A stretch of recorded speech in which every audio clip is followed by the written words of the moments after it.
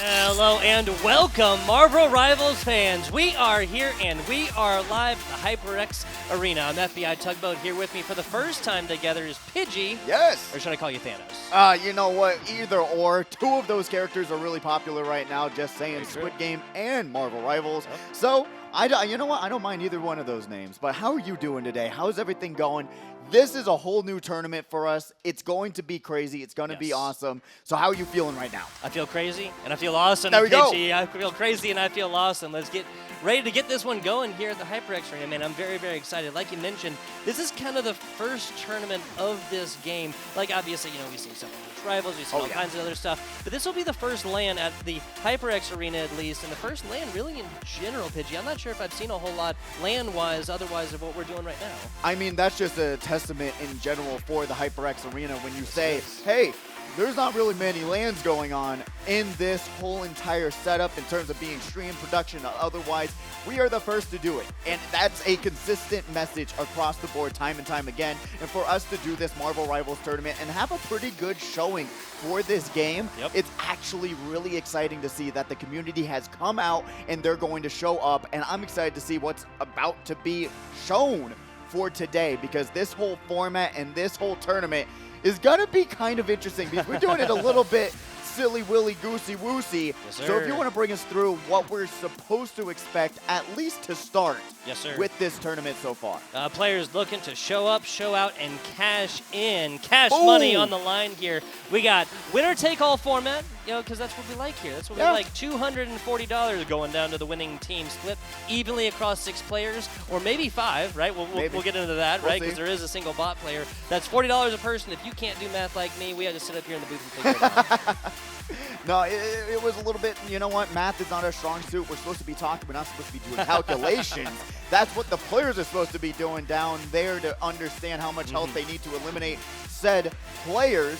But the cool thing about this is that during these first stages, also, we are not doing pick or bans. So every single character with this first few rounds you're going to be seeing are available across the board. We know there are some outliers right now that are a little bit broken, a little bit goofy, and Storm, we won't name any names, but we have to realize that they're going to be picked because people want to move forward, and it being winner takes all, I would be saying, hey, take it all, pick these broken characters, and already utilize them to get to the next round when pick or bans are being utilized. Little Sentinels jersey. Love that. Ooh, Love that. Hey, there you fire. go. Ready to get it going as well. Got the glasses. Are those Indy glasses? Love it. Looks like. Love it. Let's talk about this this format a little bit. You mentioned it. It's going to be a little bit wonky, but that's okay because you're going to have Papa Tugboat and you know, Father Thanos over here to walk you all the way through it, right? So we had people show up as trios, right? Pre-made trios, 4 of those, Pidgey, and we also have 4 of these spontaneously made trios here on the day. Now, talk to me a little bit about how these 2 different forms of trios are going to interact. So basically, how this is going to go each round, they're going to be grouped up into different teams, but the pre-made trios are going to stick together. But then, like you said, we've had those duos and single players show up as well, who are now going to be put together with those pre-made trios to make up a team of 6.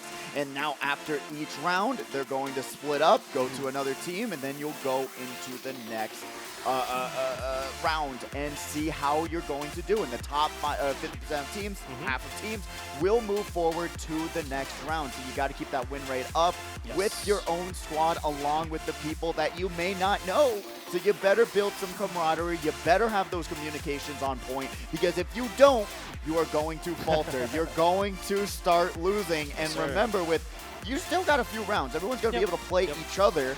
So you'll still have a little bit of time on your hands to, you know, lose one, win one, and potentially still move forward. But now we'll be seeing how that's going to change things, especially with Oliver popping in just like an ultimate, just like a Storm ultimate. Did you press Q? Did you press Q? He did. or maybe O for Oliver, right?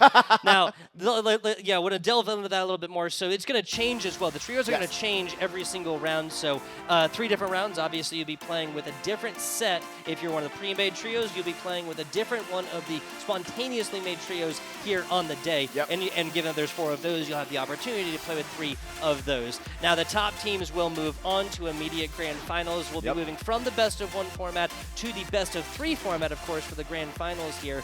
And it'll be so interesting to see how how malleable you are, right? How capable you are of going forth and just playing with any given person. It's kind of going to be like your live competitive ranked running, right? Isn't it? I love it. I love it. Oliver does as well, as we can see.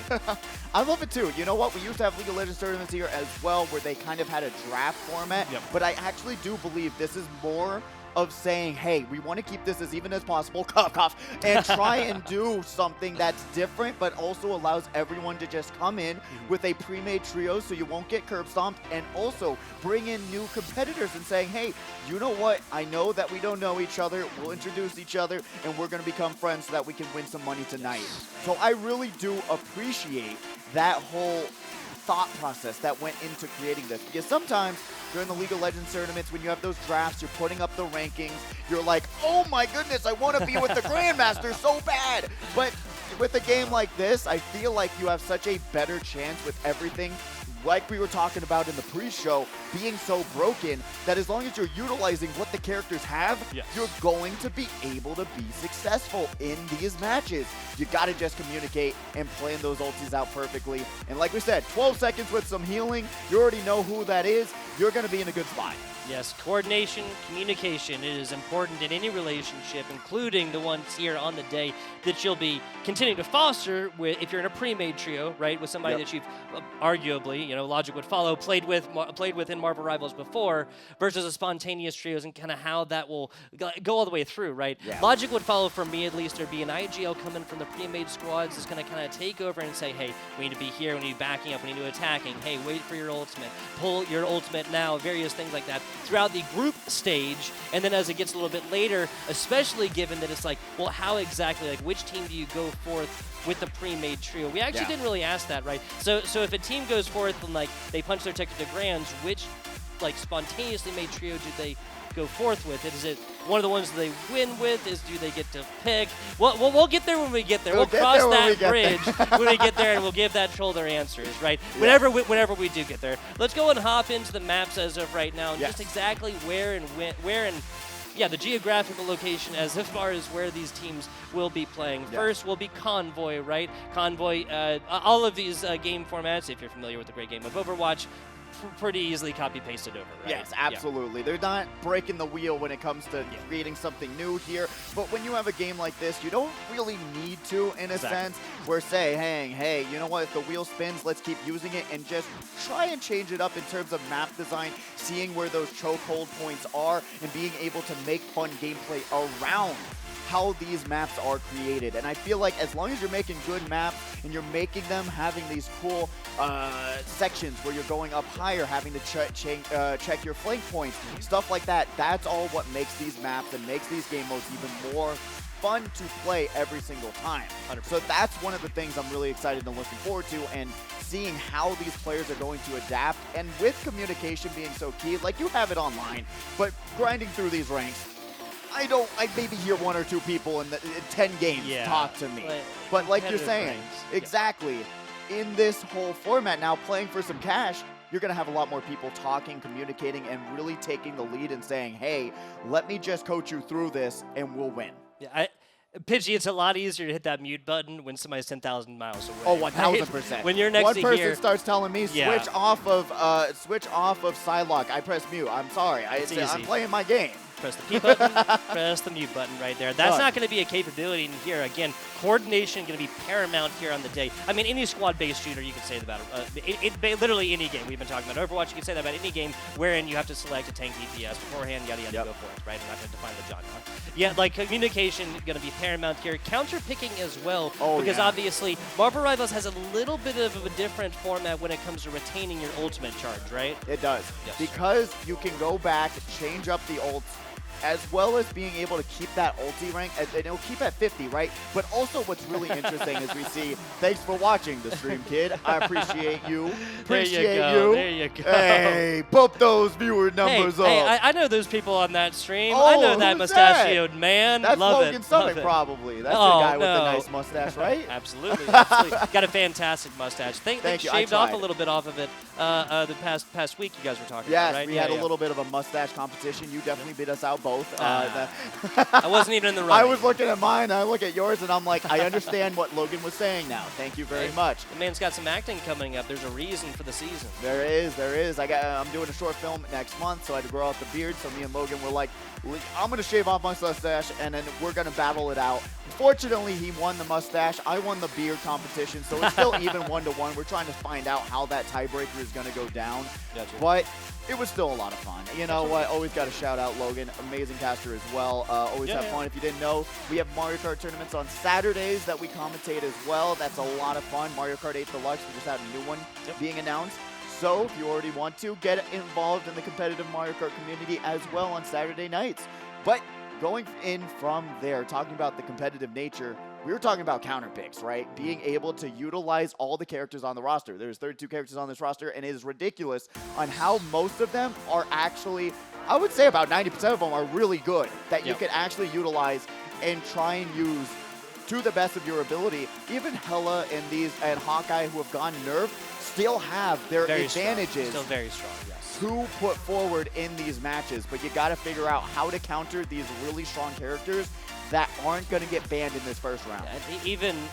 Folks, we're probably just, even post-buffs, we're just probably not going to see a whole lot of Black Widow, for example. No. A Black Panther guy, he took some nerfs, still viable. Yes. We can talk about that all day long. I want to talk about the maps and the modes right quick. We said Convoy, that'll be Aegis Shield, Domination, just your classic King of the Hill type situation. Over there, Hell's Heaven. Convergence over there on the symbiotic surface. Now, that is really what I'm going to be looking for, because that's more of just your open up point and then push a payload, right? Kind of like your hybrid game mode within the great game of Overwatch. It is. It's a lot of fun, especially that whole choke point, trying to open up the payload and trying to maneuver yourself so that you can get that team wipe, control that point, and get it moving is always the most entertaining part about that game mode. Yes. And I really like it more than just automatically opening up the payload, start moving it forward, and then you're just like, oh, okay, we're already going with the game, which it's technically the same thing, especially on some of these maps. You're seeing, oh, the payload's stuck at that first point until you finally get 2 or 3 picks.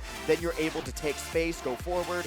So I'm just really excited for that final round and see how players are going to maneuver that, because I've had a ton of games where, my goodness, I could not even capture that first point, and we lost at the very beginning of the game. Just like the constant back and forth. I think we were talking about that a little bit downstairs during prep. A lot of this game will just be, 2 tanks just battling out in the middle, just slamming head-to-head, trying to do as much damage as possible with sustained healing coming from behind, and generally ultimates being that tiebreaker right there. That's finally something that finds a pick. Bobby! Look at the screen! Look at the screen, Bobby! Yes, we're talking to you, friend. There you go. I am the Alpha Pirate Hackers shirt on his chest. Absolutely love it. The thumbs down. The thumbs down. Off with their heads. Isn't that what that means, the Roman Emperor, right? No, Bobby's from our Saturday Night Speedway community. Absolutely wonderful person. Absolutely love him. I'm glad they're able to make it out today, too. They were talking a little bit about it and how good they are at Marvel Rivals. Their silver rankings are going to really show off today. So we'll see if it works out for them, but I am rooting for them just from my community alone. From the Speedway, Mario Kart 8 Deluxe, Saturday night. Be there. What time? That's at 6 p.m. every single Saturday. Get here at 5 so you can sign up and get ready to go, because that's a lot of fun as well. But Bobby, great person. A few others from the Mario Kart community are here. Emery is better. Bobby, got any controversial thoughts about that one? Yes, Emery being our #1 racer in Speedway, being able to show that off. But unfortunately, she's not playing that. She's more of a Call of Duty player, but we do have someone like Sloppy Gunner, who's currently on stage as well, and a few others that are joining us this week. So it's really fun to see other communities also converge together for this whole event.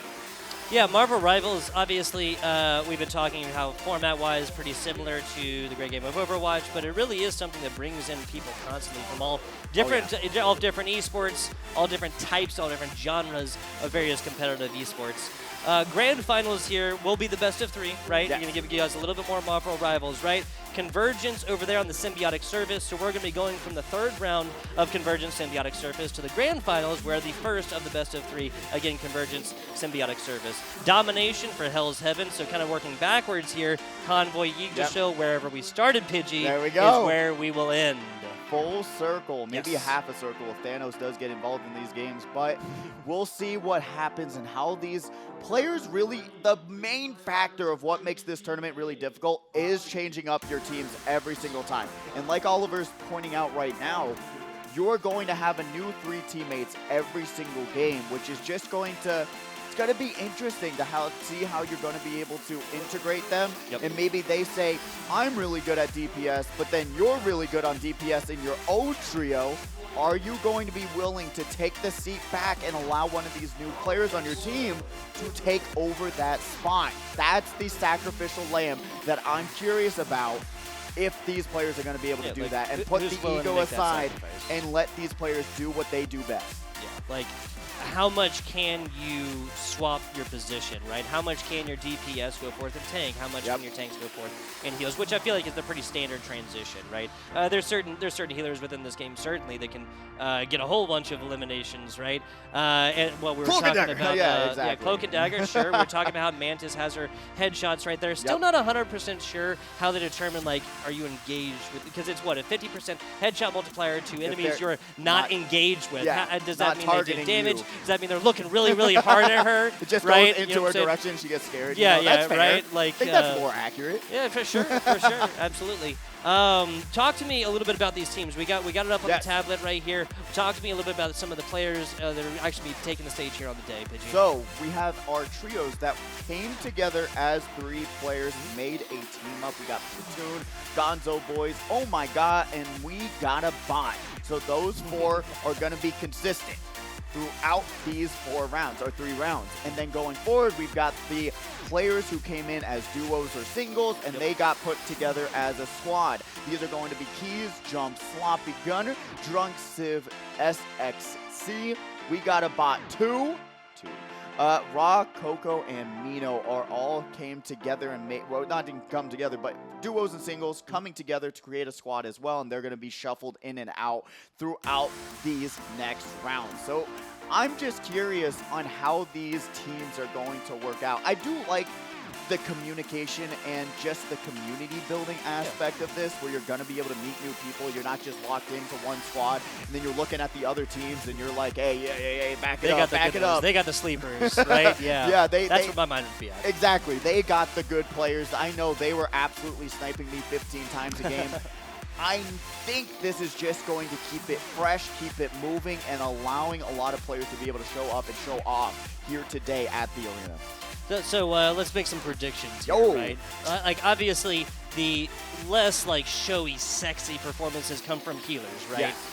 Generally, it's going to be DPSs coming forth and getting picks when you're talking about non-ultimates, right? Yes. Tanks really being the difference maker, somewhere there in the middle, right? You got plenty of opportunities for projected bubbles. You're talking about your Hulks, your Magnetos, and stuff like this that can go forth and facilitate DPSs to pop off. Absolutely. But what role specifically do you feel like is going to be the most exciting here on the day, Pidgey? I will not lie to you. I do think that this game has come out and shown us on how broken supports can be. I really do think that's going to be the changing difference, because we talk about how you just said, you know what, tank, DPS, they're going to be the ones trying to show up and clear the board. But if these supports are not putting themselves in the right spot, having bad positioning, they're getting picked off nonstop, all of the other players start to crumble. Everything starts to just fade away, and you'll have to wait 4 years for the Avengers to bring you back to life and see what happens after that. Guess what? It's not good news. I'm sorry for the next phase of Marvel movies. So you gotta really protect your healers. At the end of the day, that is the one priority I feel like is going to be the game-changing difference, is prioritizing healer ults, saying, I have this, let's go in right now, get some picks, and keep trying to do that back and forth battle. Because yes, the DPS are gonna show up. They're gonna be able to go to the back line, assassinate, do what they do. But the healers, they are the ones that keep the team together. Just that pack and that glue that keeps throwing heals and keeping you healthy. But what about you? What do you think is going to be the game-changing difference today? See, the thing is right, like some of the higher elos, we were talking about this downstairs as well. A lot of times you're going to see even 3 members of a certain role, right? Whether that's tanks, healers. Generally, that's going to be healers, 2 tanks, and a DPS, if they do utilize that. And utilizing like a big bursty kind of healing, like your Luna Snows, obviously your Adam Warlocks and stuff like this, as well as like a bunch of sustained healing. Your Mantises, obviously Mantis can go forth and facilitate the damage of DPSs, of tanks, and of herself, of course. What I really think, especially as we reach towards the end of this competition, and kind of the cream of the crop goes forth, rises to the top, is the deviation from standard 2-2-2. Now, how that deviation goes from that point will really determine which position, which role is going to be the most important. But if the backline falls here, then it's going to be quick rounds all the way through here, right? Yes. We only get one, the round of one, the best of ones We're in our doing first quick plays 3 throughout stages. Yeah, the first exactly, 3 right? rounds. Now, to clarify, it will be the competitive version, so Yes. each team will get a turn on both sides, of course, right? Not the true quick play thing, but I completely understand what you're saying here.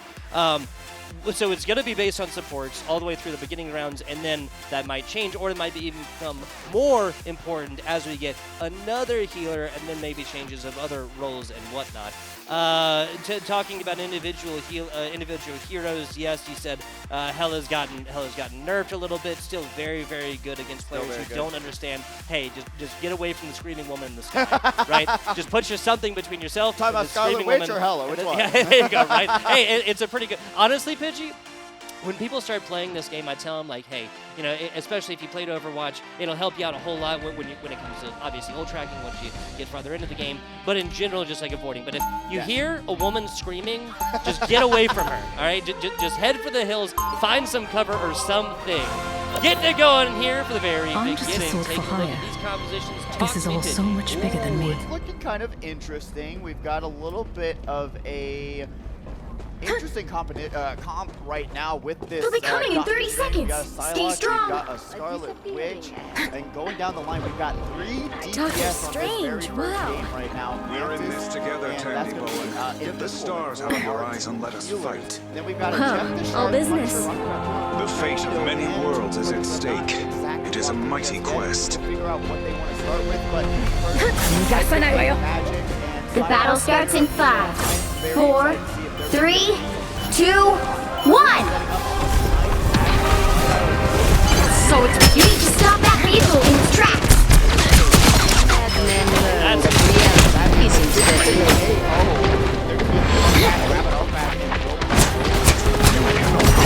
Lights out. Lights and the shine. I was like I trying to thought make up blonde hair. I was like trying to actually say the right name. The tiny blonde woman, I'm telling you, like, they're hard to tell apart. And also those hitboxes, right? So hard to hit. On board now with the Scarlet Witch, trying to get something going right here, but that's going to be a little bit easier said than done against the Iron Fist on the other side. Getting that going and immediately show up, show out. That's the magic with the final hit. And the DPS of this blue squad are absolutely getting it done early. Yeah, 3 eliminations right out of the gate. Half the team absolutely getting wiped. The aggressive nature of what they picked here, being able to pick that Scarlet Witch, you don't need to aim. And then going over to Psylocke and that magic, the burst and the assassination potential is just ridiculous. I would really think about, after these first 2 minutes, switch out some team comps because you are not getting that aggressive nature against these teams. And look at that, Dr. There's Strange another one, yeah. being able to just pick him off, slap some rocks in his face, gonna be able to pop there. And now trying to stay alive, but those healers are doing a great job. Keep it. Dagger Storm right there, keeping them alive in any way, shape, and form. But as we swap on over here, Magic finds a couple. Red team heading for the hills as of right now. This is just a recuperate type situation. Taking a look at the numbers, as you can, well, they can hear us over here. Let's try and describe the ultimates that each of these teams have without being descriptive, right? There's a couple online here for one of these teams, as we can see. Heals, DPS. Yeah, and one of them is going to be the most useful factor of going into these last 2 minutes and being able to see what we're seeing right now. Moon Knight's ulti coming out. That's going to be able to at least find 1 hit, and 2 different players on the blue side going to be able to pick up 2. And then the magic is going in ham. Magneto's trying to shield himself up, but cannot shield himself enough. Yep, there is the Psylocke ulti to wrap that whole minute up. Easy peasy. We talked about how the ultis are going to be the most important factor of these matches, and I said it. I mean, this is supposed to be a convergence moment, but even on a payload moment, you got to be able to switch your characters up. It's not working. You will have a minute and a half left to get anything rolling, and immediately getting picked out right out of the gate. Yeah, at the end of the day, you're going to have to combo that Punisher ultimate with something else. You got to get the support right here. This team fight just completely ends. Just dead in the water before it even started, unfortunately. If you're red team, you got to come back. You can come back right now, because with a minute 15 or so, that's maybe 2 team fights. Yeah, this is really brutal, and still no change up on what they're trying to do in this team comp, but finally going to be able to take some space. Red team actually closing the gap, pushing the goats forward. Will they be able to hold on to it? Uh-oh. This is going to be a little see how bit this works. We've got a little bit of ults ready for action. Nice. And the Doctor Strange ulti into the flank through the teleporter. Wanda's also going to be able to pop their ulti, grab it. 3, 4, 5 different players are down for the count, and that might just wrap it up for the last 30 seconds of this first round. Yeah, they got one more opportunity here, and we can see, obviously, ultimate-wise, what is available. Whether or not they will utilize it, Pidgey, that is the question to be answered. Not a whole lot answer-wise on the other side, as there comes the Jeff ult. That was not ideal situations. If there was any of these ultimates they had to start with, you can't start with that. Yeah, no, you cannot. You really got to be able to give some space, allow Jeff to get to that backline and try and do something. You have a spot where you can jump off on this map, but it's not going to be enough. But with that Cloak of Dagger going down, that's actually going to be the best possible outcome for the situation right now. But with 1 second left, we're heading into overtime, and that overtime might just be over in just an instant with, never mind, Red Team coming out swinging. The Iron Fist actually going to be able to pick up some eliminations and going forward, take some space, going down on the Doctor Strange. They're going to just get obliterated. The dive gets nothing, as we see a couple ultimate abilities getting popped right now. Sidelock on everybody. That's too quickly. About 15 seconds of overtime left, as Magneto is definitely not going to be able to hold that up themselves. Overtime clock now ticking. The Moon Knight on the other side. That is a penta from Sidelock to wrap up the match. Someone put that Psylocke down right now. Yeah, I think Psylocke might have fallen once. I mean, there was only a handful of players over here on the blue side that even died. I don't exactly know what to say other than you should change up your comp as soon as possible, Red Side. I am tagging you. It was a coordination thing. Like sometimes they were trickling out. We saw the Jeff ult come out like way before anything else. Me personally, I'm starting with the Iron Fist ultimate, right? Draw that attention in, and then as soon, like, in this game and Overwatch and all these games, as soon as certain ultimates get pulled, teams just have a tendency to group up and like get away from each other, or get behind shields and just generally kind of go along the area of the payload. If you put this Jeff ultimate immediately behind them, you're spitting distance away from the edge, and that is what Jeff does. Exactly. That's the best way to do it. You got to suicide yourself off the map. It's Sacrificial Lamb at its heart, but right now we are seeing a change-up in a team comp in terms of what the red side is doing right now, being on this defensive push now. Let's take a look at him. Love it. Yeah, you got a little bit of Star-Lord, Iron Fist also sticking at it, but also you got to realize when you're looking at the other team, when you're playing someone like Iron Fist, you're going for more of those players that aren't easily able to escape, and when you're going against Psylocke, you have an invisibility, you have a dash, you have 2 dashes, a magic, teleport. Iron Fist can't track that. So Star-Lord is actually a great pick in my opinion, because you're going to be able to just stay in the sky, laser down these champions that could potentially just run away, but you're going to be able to keep an eye on them. Doctor Strange going to try and see what they can find in this portal. Wonkiness. Going to be able to use that sling ring into the flank. Will that pop up something? No, this Punisher is looking low, but the heals are coming out. Wow. If they're going to actually be able to pull off a double kill, the Punisher shotgun is going to do the work that it's meant to do. And infinite ammo right there, close and personal. That is the one place you do not want to be, as a big fat tank with a big fat hitbox, Pidgey. No, you do First not. push is dead in the water as of right now. See how this is able to get the other way, because, I mean, this is a squad that showed out on defense. Recreating on offense is a completely different story, it seems. 100%. I mean, Red Squad right now, though, down 3 players. They're going to have to get back into the fight as soon as possible. And Blue Side going to be able to pop that. Doctor Strange is getting shredded right now. Iron Fist actually doing work. Going to be able to close that gap. Gets slept by Mantis. And they're going to have to dash right out, 140 HP. Doctor Strange going to be able to pick one off, and now still surviving because the healers are healing and doing the work they need to. How is both this teams? I mean, I'm telling you, the healers are doing work right now. They were getting heals on heals on heals. You can see that pocket right now from Cloak and Dagger. They heal so much, and it's ridiculous as they're going to be able to find two right there as Doctor Strange, just an absolute tank of a human being. He's not the Supreme Wizard for no reason. Man, oh man, 3 eliminations coming immediately afterwards. The res coming in from red team is not going to be enough. Got your Loki back, but that Loki just pushed way too far forward there, Pidgey, and as soon as that happens, your huge source of healing is gone. Offense reigning supreme right now, and they're rolling. They really do not have very far to go as well, my man. No, they do not. That offensive push from red side was unfortunately a rough situation to be a part of, and Star-Lord just diving in solo, trying to Reaper ulti. Unfortunately, they are not going to be able to pull off that whole savior play. And this first round was a little bit rough, but they had the right mentality. They should have just implemented that mentality sooner, right? Switch up the comp and it would work out, because Star-Lord was putting out the damage to allow Iron Fist to go in and just clean up these picks. And they were doing so much better once they said, hey, what we did didn't work out, let's do something different. But halfway through the match, if you haven't even touched the payload, you should probably think about doing something different, as we do have the stats right now, and it is really that is tough to see. Brutal.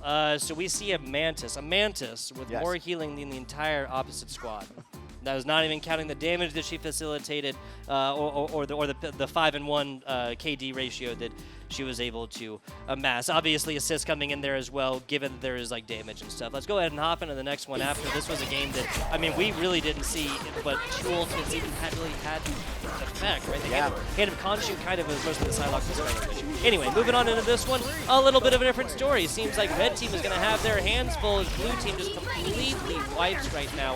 Kansai, Mixpies, Kaozu, Barbarino, Yachtman 12-something, and Ares getting it done on the defense. There we go. Those are some of our Speedway competitors as well. Nice, Bobby, nice. Ares, we all know them, absolutely love them.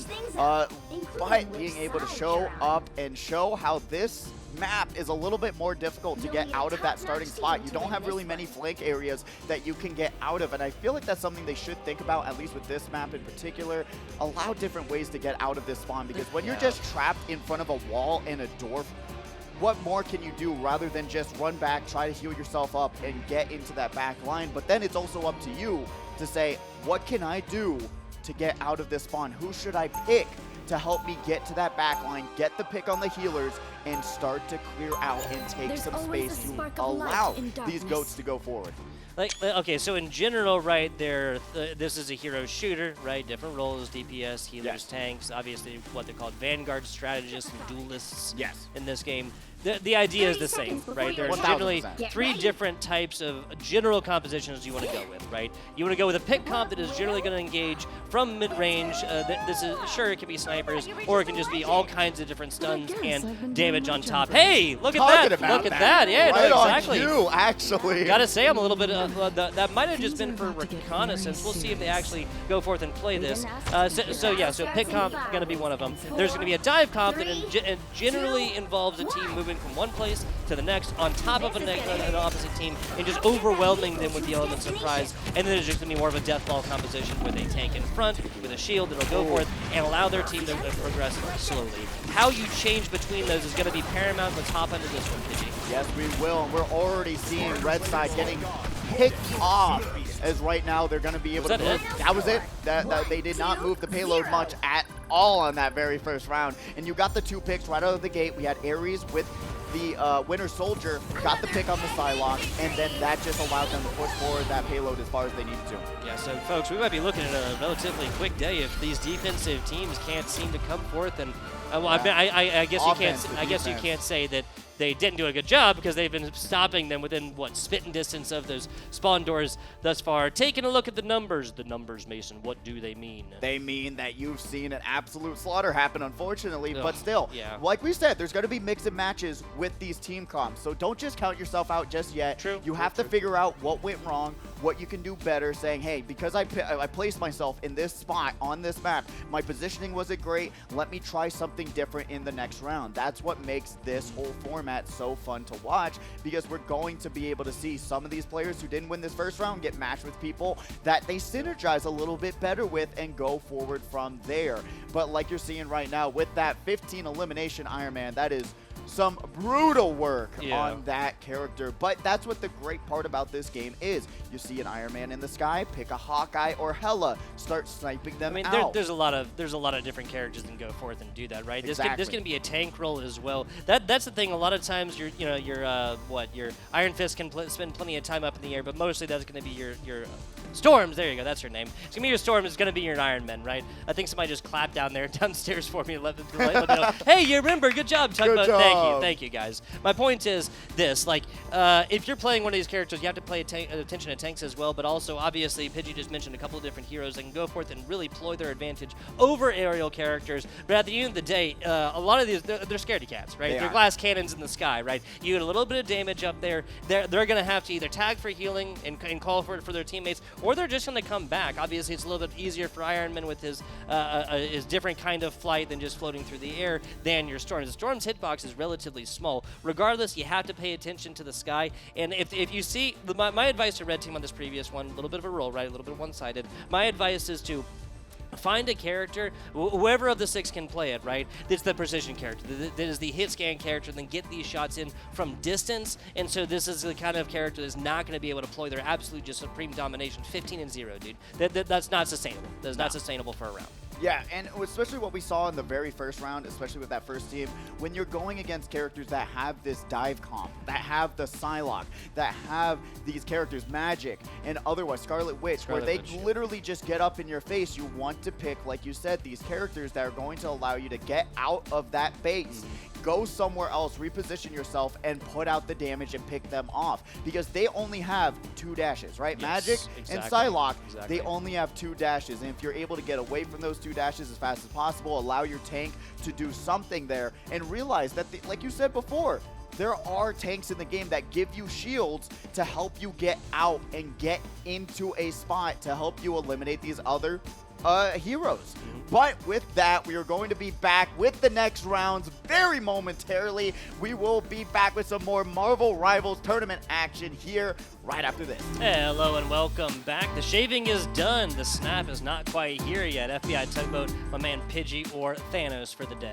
Yes, absolutely. We're back with some more action for this Marvel Rivals tournament. It's been already extremely fun to watch, a little bit one-sided out of these first few games, but now going into this next round, we should be seeing that how this is all going to change up and maybe do a 50-50% change in terms of what we're seeing next in the next round, right? Absolutely, absolutely. So we are continuing on with swapping out our trios, right? The 2 teams you just saw up here on the stage, or up on broadcast, excuse me, will be going against each other, winners on winners, right? The other 2 squads that were unable to take a W going to be playing each other's as well, but they're swapping trios, right? Yes. The, I mean, I guess you could say that the predetermined trio is staying the same, but really you could look at it either way, right? Either way. They're both trios and they're both swapping, right? So the 2 teams you just saw win are now going to go forth and do battle domination on Hell's Heaven coming up here next, Pidgey. Yes. What can we expect as a difference between the previous game mode and now?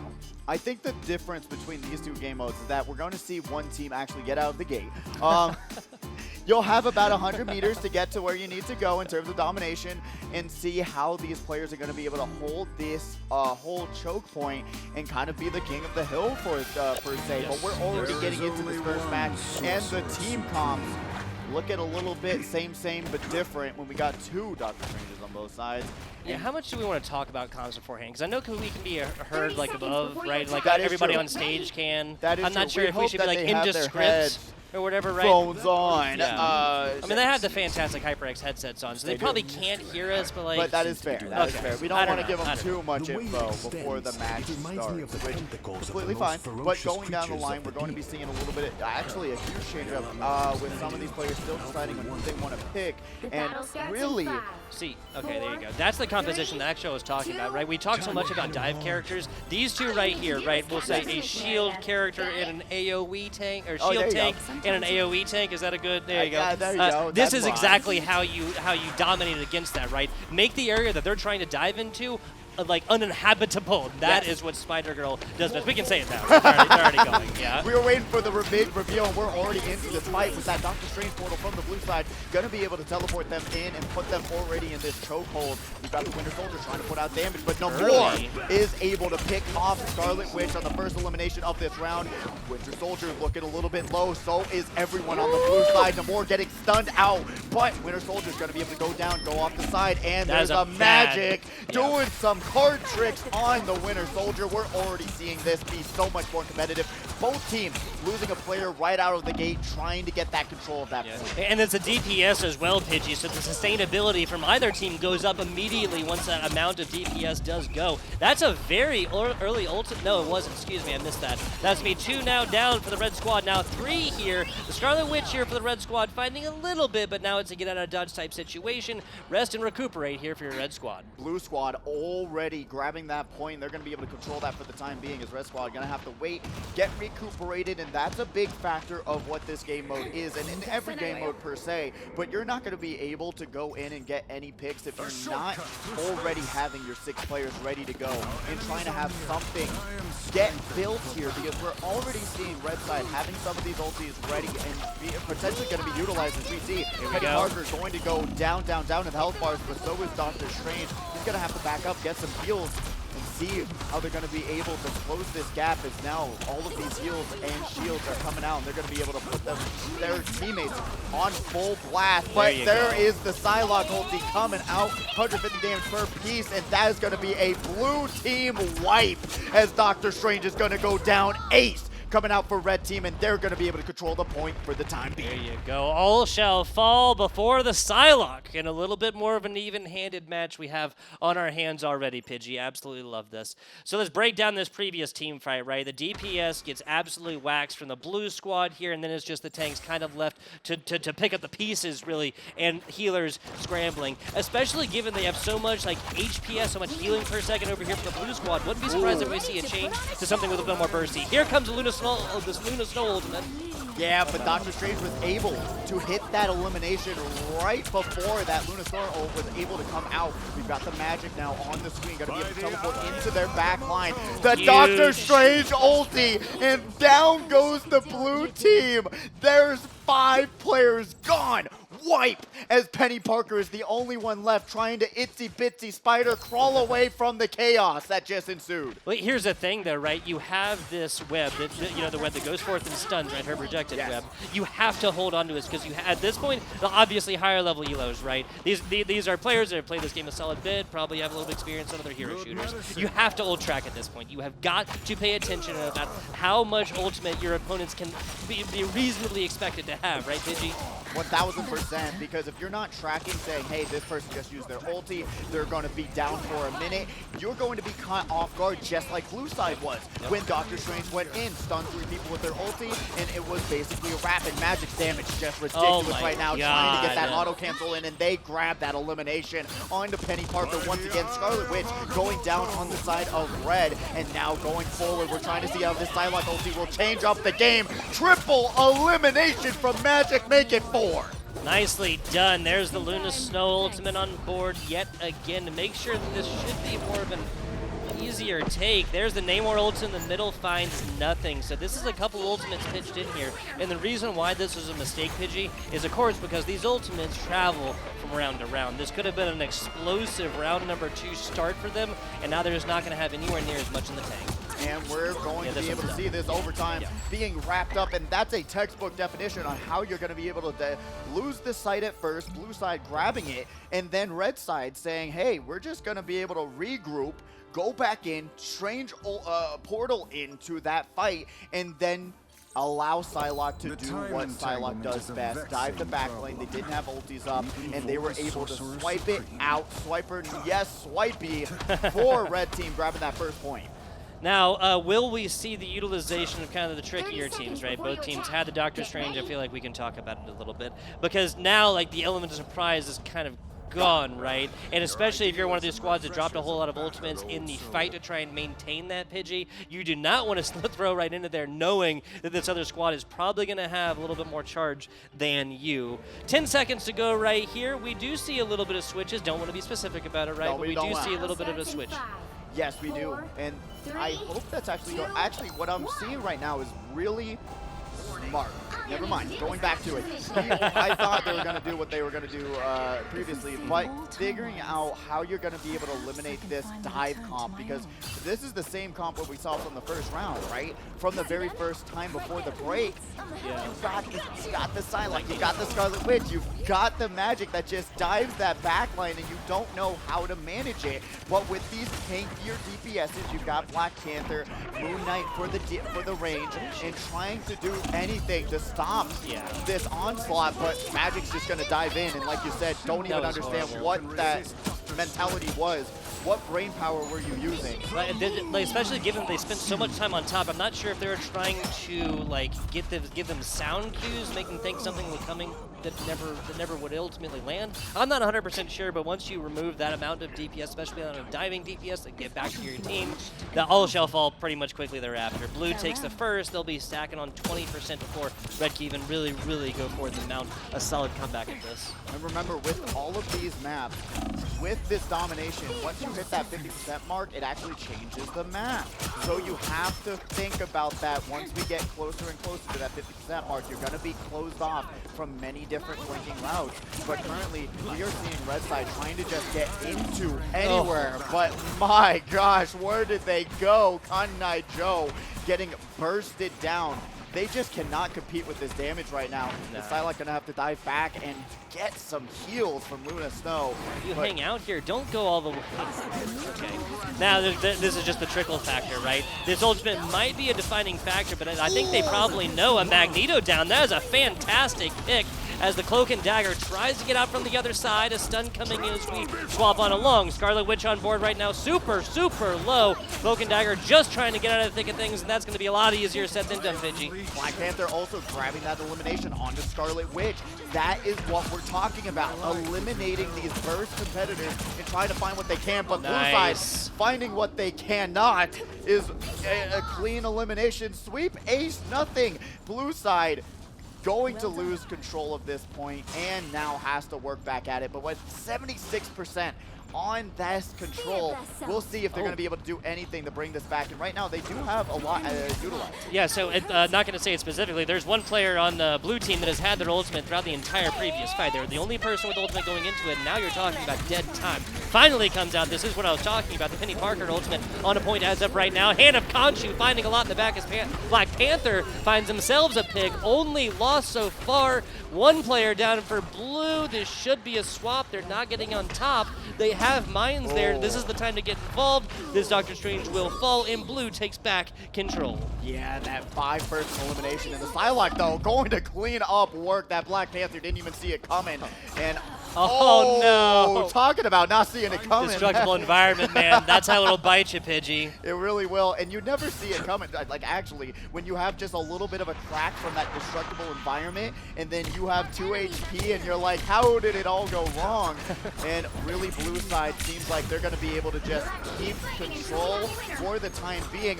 Potentially not. Red Team has a lot at their disposal, so Blue Side's going to get clean swipe, but they're not going to pop all of their ultis just yet, but that might be the downfall of Red Team. But Blue Side now with one player left, Moon Knight is the lone straggler who's gonna have to just wait for their team to spawn again. Yeah, gonna be just shy of a full ace, a full 6-person wipe there, Pidgey. Fortunately, the resource, for Blue Squad, the more ideal situation would have been Red dumping a bunch of ultimates in, but as it is, an early pick, this should never have happened. Oh, the Moon Knight, the moon rises, as we're gonna be able to see them use those haunts and really distribute a ton of damage. Blue Side going to get eliminated, Penny Parker down, always being the target of Red Side's attack, and really, when we get down to it, we're seeing what we see, and it's going to be a very hard battle to take control back for blue side at 99% too. My heart is breaking for them. Yeah, I mean, they're going to have to dump a lot to get into this, and really what it is I think the tank cohesion right here.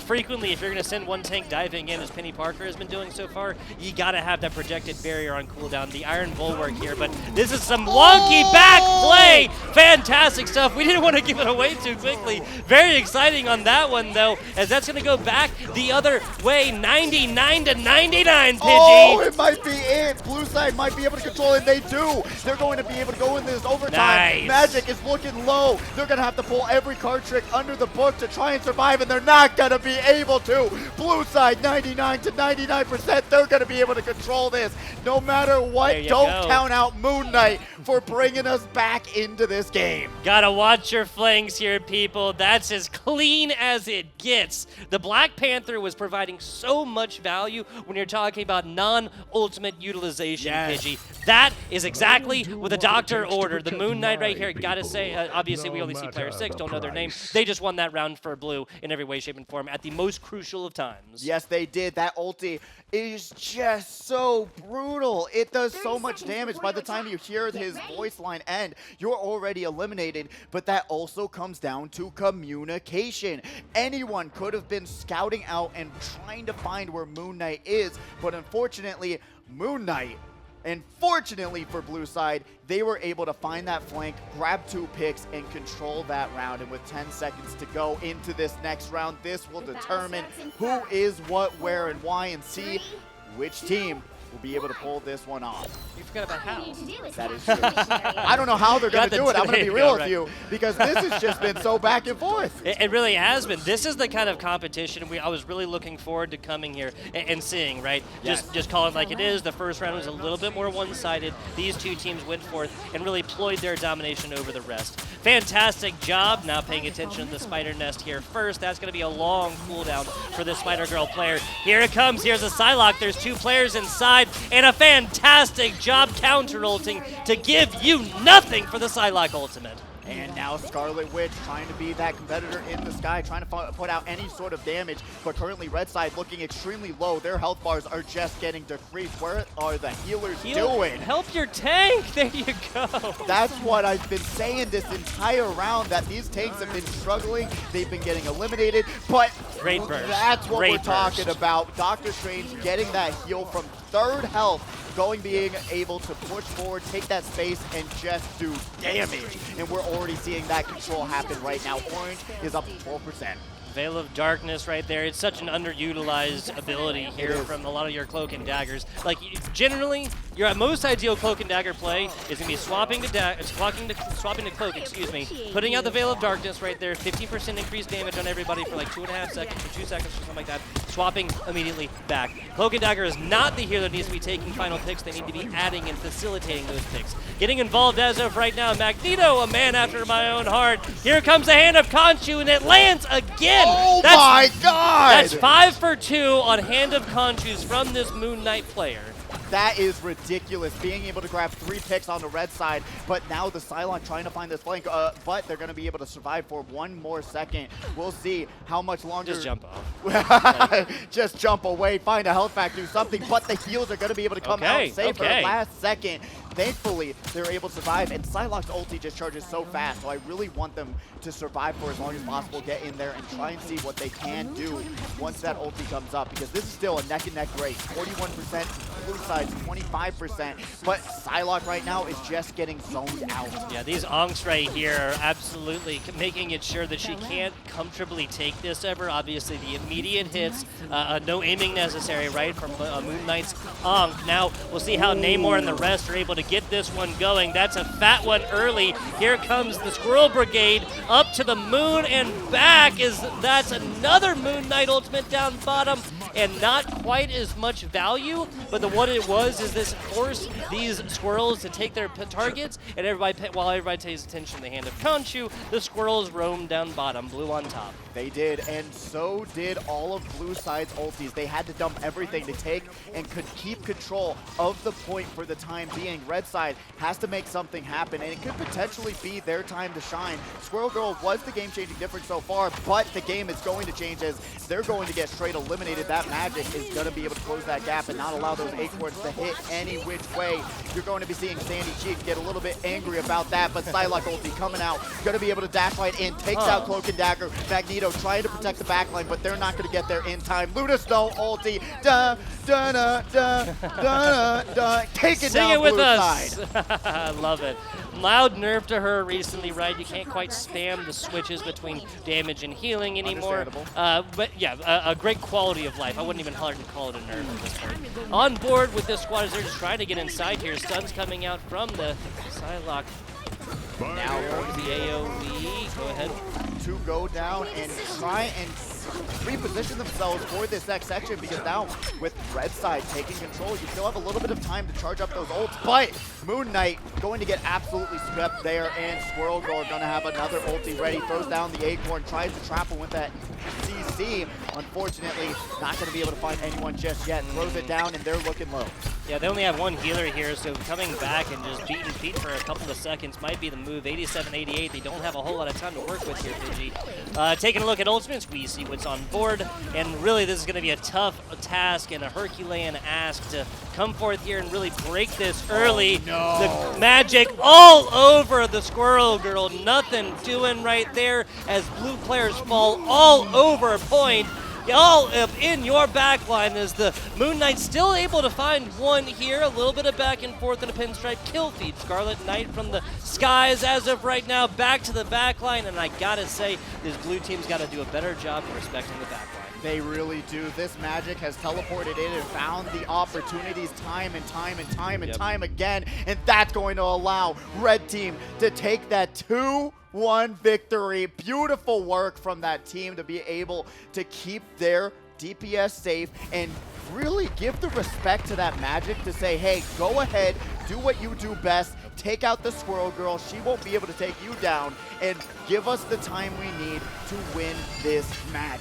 Beautiful work from both squads, though. That was the closest match just yet, and you can see from these elimination totals what a change that has been, but blue side really on the lacking end of what we saw in terms of kills and death ratios. Look at that, 43, 36, 26. What are we seeing here? That's insane. What that? That's close to like 100. What is that? 85 eliminations between those three DPS characters. What that tells me is this red squad is very much a divey backline flanker type squad. On the other side, really, I mean, they have the answer for that. That's the Squirrel Girl, or not the Squirrel Girl, excuse me, the Penny Parker, the Spider Girl, whatever you want to call her, right? You have to respect and place these.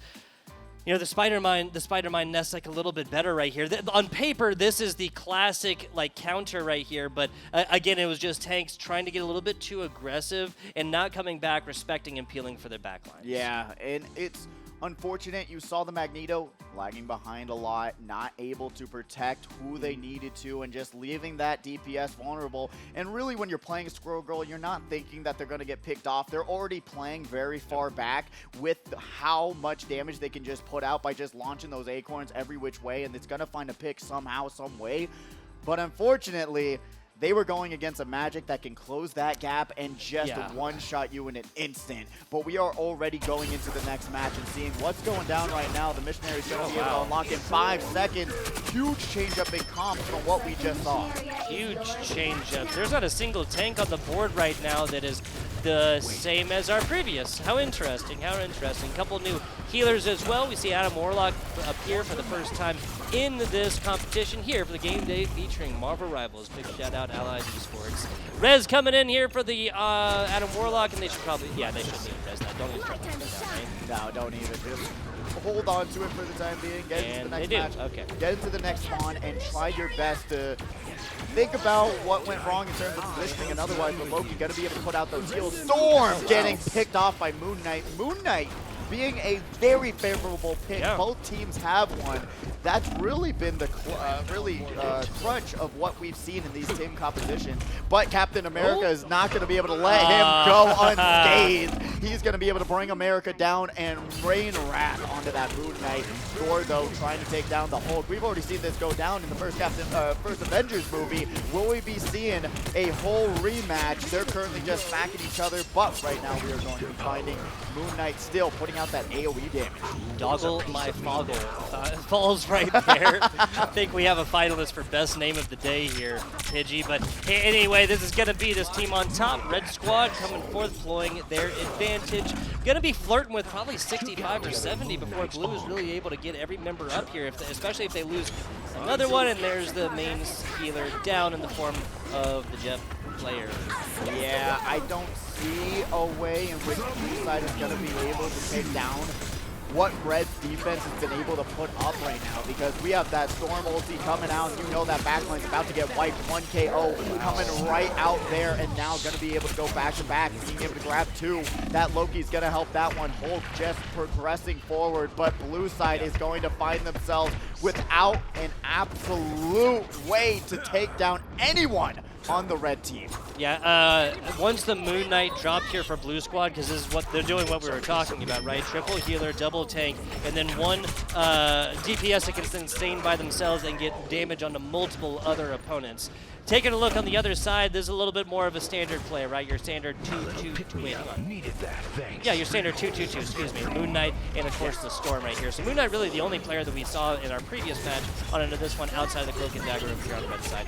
Enough of that, enough of that. Let's get into the team fight, because 99-0, that's what I'm looking at right now, as the Hand of Khonshu doth drop. Thor getting so closely involved in the front line as the Hulk does drop as well. Red fighting an advantage right now, and Blue does not manage to touch. No, not at all. I told you I didn't see an opportunity or a way for Blue side to actually be able to close that one out, especially with how many ultis Red side had to burn some of them to keep the control, which is completely fine. Yeah. But going into this next round, you gotta think, is Jeff the Shark the way to go? I told you about this. 46% win rate right now. Maybe the Jeff the Shark needs to figure out what else can they utilize, especially that Mantis is on the board. I'm just saying, give your team a little bit extra damage. Hey, Mantis enjoy for life. I 100% agree with it, especially when you look at the other two, right? You have the most burst healing that comes out non-ultimate form in the form of Adam Warlock. You have some serious sustain from the Cloak and Dagger right there. Now you want to start talking about maybe some healing over second, and maybe, hey, why don't you throw up a little damage boost into that mix, right? Now you're talking Mantis all the way through. She's got her stun, she's got her ultimate, which is the outside of Luna Snow is the most healing, over time. Or even going into that Visigirl play. Oh, there you go. I like that too. Or where you can utilize that whole ultimate and close the gap. Allow yourself a little bit of time to try and get some picks while you're in that ultimate. Have that healing, have that advantage.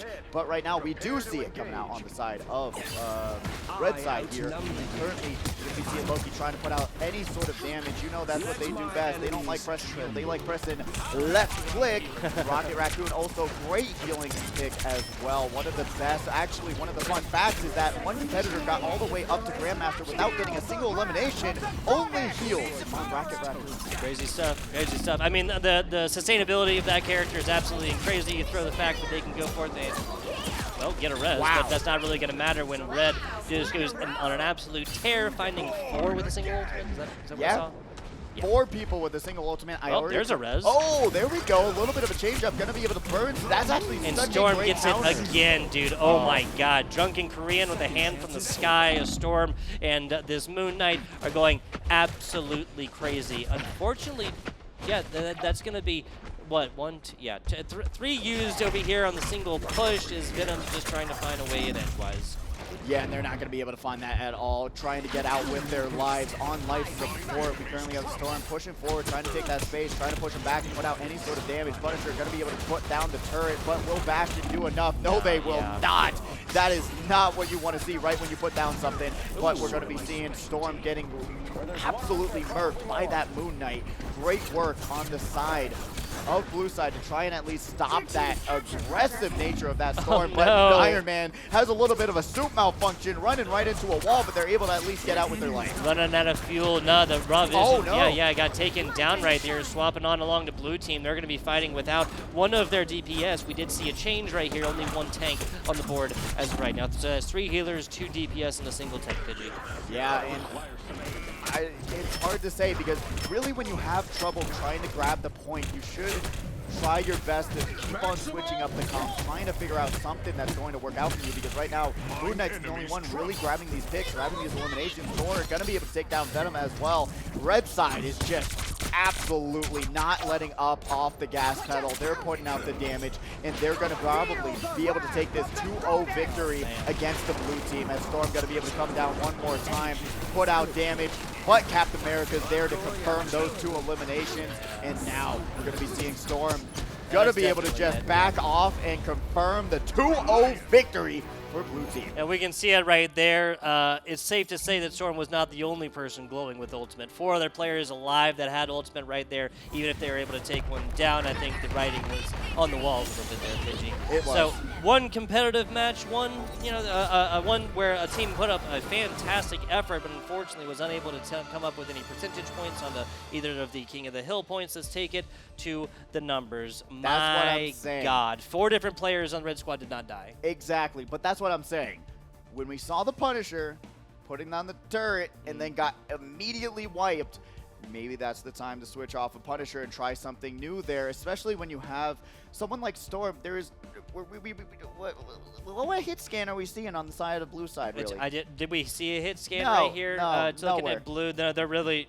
I mean, Moon Knight technically maybe, but they're Yeah, more AoE with their put out onks damage and stuff like that. I guess Adam No one's taking Warlock. down the Storm. Adam Warlock is the only person on this side that could really get anything going at distance. I mean, yes, the Iron Man can close distance and use his laser, but yes, Adam Warlock is the only person on the side right there that I could see taking him down. They didn't, as you can see, 1 and 5 right there with no assist to boot. There's actually not a single assist on the blue side. Let's stop railing against him. It is what it is. But no, all we 4 have of to these figure teams out will be what going went wrong forth to fix it for the next round. You Yeah, know no, what? that is true. That is true. one of the things where you have to review the footage, say, hey, my Punisher didn't work out in this game. Let's try something new and try and figure out how to put myself in a winning spot. And really, at the end of the day, I do think if they were able to switch to any sort of hit scan, hella, we've got I mean, even if you wanted to go into the Scarlet Witch, Well, where the you're able divey to close- characters, that's what they didn't have. Exactly. That's none of what they had. Exactly. You got to be able to change it up in this game. And we talked about it. Counter picks are so crucial for succeeding in these rounds. If you're not winning with the character you have right now,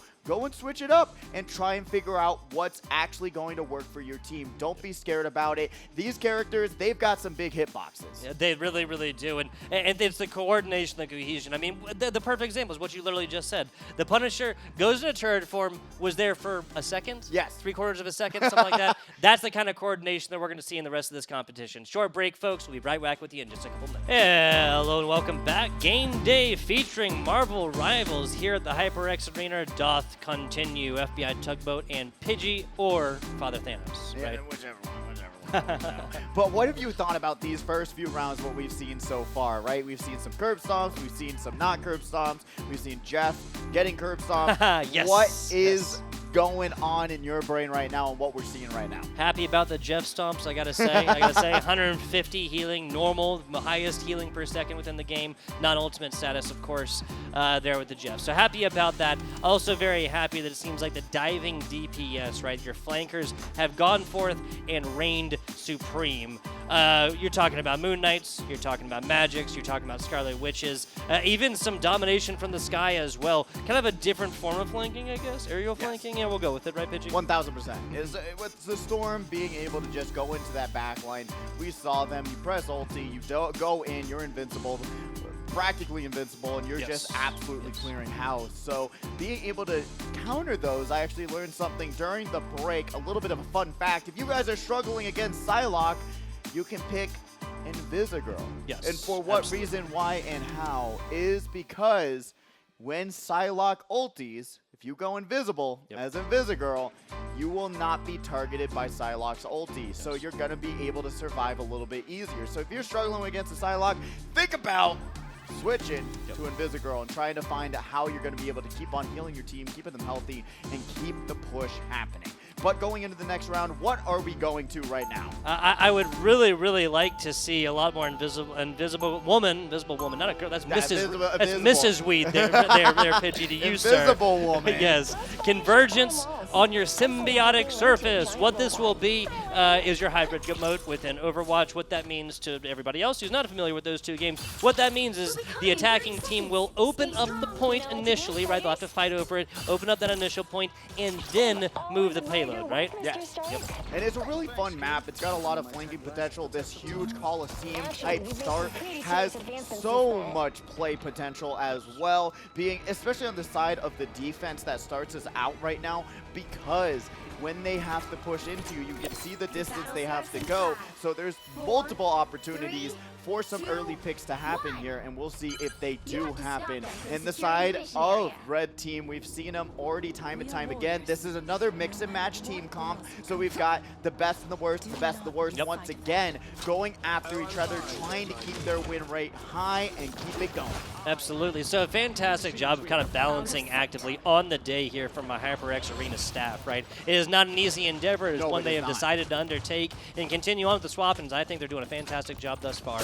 Magneto! Fear Magneto taking down the Iron Man there early. Aerial Hellfire going to be disengaged for right now. Back in the back line. Here's the magic all over these supports. That's a lot of damage early, but now the symbiosis is coming out right here. A fantastic job of utilizing the team power-ups. And then the Magneto shield going to be able to allow her to survive that much longer to close the gap onto Iron Man. What a move! Magic surviving against all odds right now. Penny Parker also trying to get that elimination, but Magic's not going down without a fight. The healing, the pocket healing is coming out. Wow. 70 HP. She is solo carrying red team right now. 70 HP and a dream right there. Finds a little bit more. This Punisher will not be able to get what they want done right here. That's pointed opened up, and red will be moving on along. If I was playing Magic, I would have dove in there and then just got straight murked. But they are still going on a tear. They are going to be able to keep those kills stacking going into this defensive stage. But now we're going to be seeing red side, going to be able to get that going, seeing what they can actually pull off with the payload coming in. Yeah, so a lot of damage, and that's going to be the Scarlet Witch taken on down in their immediate trade. So you take down my Witch, okay, I'm a Psylocke. I'm backing you up, and I'm taking down picks afterwards. As it is, though, Kizion going to be taken down, so red going to be playing at a mild disadvantage as of right now. Blue without their DPS in the sky. A lot of back and forth here as the tanks fighting on one side, and then the supports being allowed to be pursued by a tank on the other side. I can tell you which way that went. Magic finally getting taken out of the fight. Penny Parker going to be able to push the advantage as well. Red side having a ton of ultis at their disposal. We'll see how much they want to burn for this next section, trying to get to that halfway point. Scarlet Witch with that auto lock-on damage, that's going to be absolutely brutal to be a part of. But Invisigirl talked about it one time and another, but this is going to be on the side of Psylocke instead of it being on the enemy team where you want it to be. But currently we're going to be seeing blue side still going to be able to stop the push for the time being. See a sloppy gunner go down on that one. Punisher also getting eliminated by Magneto. Invisigirl better find a way out of here. Gets slapped as well. Dude. Webbed, frozen, sedated, everything right there. And still the ultimate on this side. Nobody except for a player on red side dies, Pidgey. Yeah, this is crazy. Luna Snow ulti coming out. Going to be able to dance their way, keeping their team alive and well. We're going to see Venom trying to put out damage, but red side really struggling right now, just taking a ton of damage. So props on the blue team actually being able to do what they can, but we've seen it time and time again. No one knows how to stop this side like ulti. It comes out and gets 2 picks time and time again. Punisher on the flank onto Magneto, misses the shot. They can't line up the crosshair. They were 1 HP. Bro, that's a single shotgun blast away. You get 8 of them, Pidgey. You can't land the last. And I gotta say, I know what that feels like. No, same. There's been times where I've had a healer at 1 HP on Psylocke. I miss every shot and I die. Oh, here comes the Scarlet Witch trying to find some positioning over the top. Not gonna find it, and quickly gets snuffed out. Or not snuffed out, but figured out right there. They're gonna have to try and find a different way in edgewise to get some kind of value from that ultimate. Magic in the back, constantly badgering the back line. That is exactly what Magic does well, and she hasn't taken damage in quite a while. No, she has not. These healers are on top of that DPS. They are trying to make sure that she's going to be able to go into the back lane, do what they can. Scarlet Witch ulti coming out. There's going to be one, only finding one. So that's really unfortunate, but anything is good in terms of pushing this payload, getting to this halfway point. They're at 3.5 minutes. Currently, blue team has to reconsider and get put back together for this next push, because right now they are looking a little bit rough. This Punisher got to switch off of him, man. Yeah. You cannot stay on that Punisher. It's not working out. We've seen it not work out throughout the previous rounds as well. It's fair, man. No matter how many buffs he's going to get right now, it's just not working out. So you got to be able to pick something that's going to contest these diving DPS. I mean, if you're going to do something with the Punisher, you need some kind of shield up in front of him. I mean, obviously, ideally, the Doctor Strange, even Magneto, something to allow him to get those shots off from turret form with actual value. As of right now, not a whole lot happening right there. Ultimate's on board, and we might see one of them here soon. But unfortunately, the Punisher falls again, just a hair too late on the Luna Snow ultimate. Not going to be able to keep up that Punisher. Now another one down here. Huge source of healing eliminated from the red side. That's a DPS gone from blue. From the top and trying to find it. Here comes the Psylocke ulti. That's 2. And that's going to be enough. No one touching. Man, that's an easy sweep from that team, and we've seen that team comp not even change, not even falter. The Magic, the Psylocke, the Scarlet Witch, and they have worked together to put forward something that many teams have not found a solution to just yet, and hopefully they're going to be able to change it up for another squad. But really, if you're Minos, I would recommend, there we go, switching off of the Punisher, trying to figure out something different, and going potentially into a very much so more defensive composition, but we're actually going to still try and figure out where we want to go and who we want to pick. And remember, going into the next round, we will have bans. So if you're struggling with something and you know this player is good with someone, you want to get them off your main. You want to get them off their main and try and push them into a spot where they're uncomfortable with. But we'll see if blue team can push forward an attack that was as good as what the red team just did. And Pidgey, this is the time that you really want to pay attention to what team of power-ups your opponents are using as well, right? Because a single pick can obviously disregard certain team-ups, right? You'll add as like the base player here, so that's really something you need to be paying attention to, obviously referencing the Scarlet Witch, Magneto from previous rounds. And also, you've got the Psylocke with that magic. You have the Psylocke who now has another escape that brings them back, Echo Time-Wind kind of ability that helps them so much to survive and just get some heals and get right back into the fight. Back. You're pretty much guaranteeing yourself at least one more get-out-of-jail-free card, right, Pidgey? You already have 2 of the Shadow Steps there, basically, to borrow from Overwatch, which is essentially the same. Now, a little bit of wonkiness here. That's a Psylocke that might be taken unawares here. No, they're going to be able to get back with the rest of their squad on board with Kizion as of right now. Diving in and diving away quickly as they realized that danger was coming. They wanted no part. And really, the Star-Lord does such a good job putting out so much damage in such a little span of time. As you're already seeing, the Magic kind of struggling, but they're going to be able to find 2. Yeah. Almost gets eliminated, but the healers are just doing such a better job keeping their DPS alive. And blue side, almost straight wipe ace. 4 players going down. And red team going to be able to defend for another minute. We'll see if they're going to be able to try and find anything with these ultis getting charged up. Yeah, this is something you just have to counter pick against the Magic, the Psylocke, the Scarlet Witch right there. These are all really, really sneaky flanking DPS that you're going to have to take care of and pay attention to your backline. Peel back for the backline is just as simple as that. As it is, though, Kizion finding 1 after this Star-Lord gets a little bit too aggressive without his team. And we're going to have to just go back and forth between these 2 supports. But that just means the rest of the team are going to be taking a ton of damage, trying to clap out as much as they can, going to be able to put them and keep them healthy. But once again, we're going to be seeing the Hulk go down, down, down. Luna Snow doing their best to put out as much healing as possible to keep their team healthy, but the Psylocke ulti is coming out. You better ulti as Mantis right when you hear that Psylocke say, hey, here's a sword to the back of the neck. You gotta pop your ulti when you're Mantis. You can't miss those opportunities to keep your team alive, especially with 2 minutes left. There is not much more you have to do than just press Q. Yeah, it's true. It's true. Just like Overwatch, defensive ultimates in this game, like there's just so very clearly like, okay, you play this, I play this. You press Q, I press Q. Unfortunately, not utilized right here. The ideal from that is that Blue is going to have a couple more things to utilize, but it's not going to mean much fighting 5 to 6. No, it is not. They have to wait for that additional player to come back into this one and see what they can do to close this gap and potentially get some eliminations. Hulk diving the back line, but we're going to be seeing that Psylocke dive away. Raw Visions, though, going to now once again just be on their own. No heals can be found all the way back there. Lunaso ulti into the Magneto, but Magneto absolutely whiffed that from half a mile away. We're going to be seeing one player going down on the side of blue side, two going down on the side of red side, and going back to back. The heals are keeping red healthy, and blue side are slowly crumbling piece by piece. Magic with the ulti, going to be able to spin dash, triple elimination coming down from Magic. You got to be able to figure out how to stop this rampage. You really have to, and it's about controlling areas of effect, and nobody does that better. Sword, man, it is so strong. And it just got buffed, man. You're talking about what is? I think it's 85 damage per slice now. As long as you actually, half hit. of a Psylocke ult, like that's ridiculous.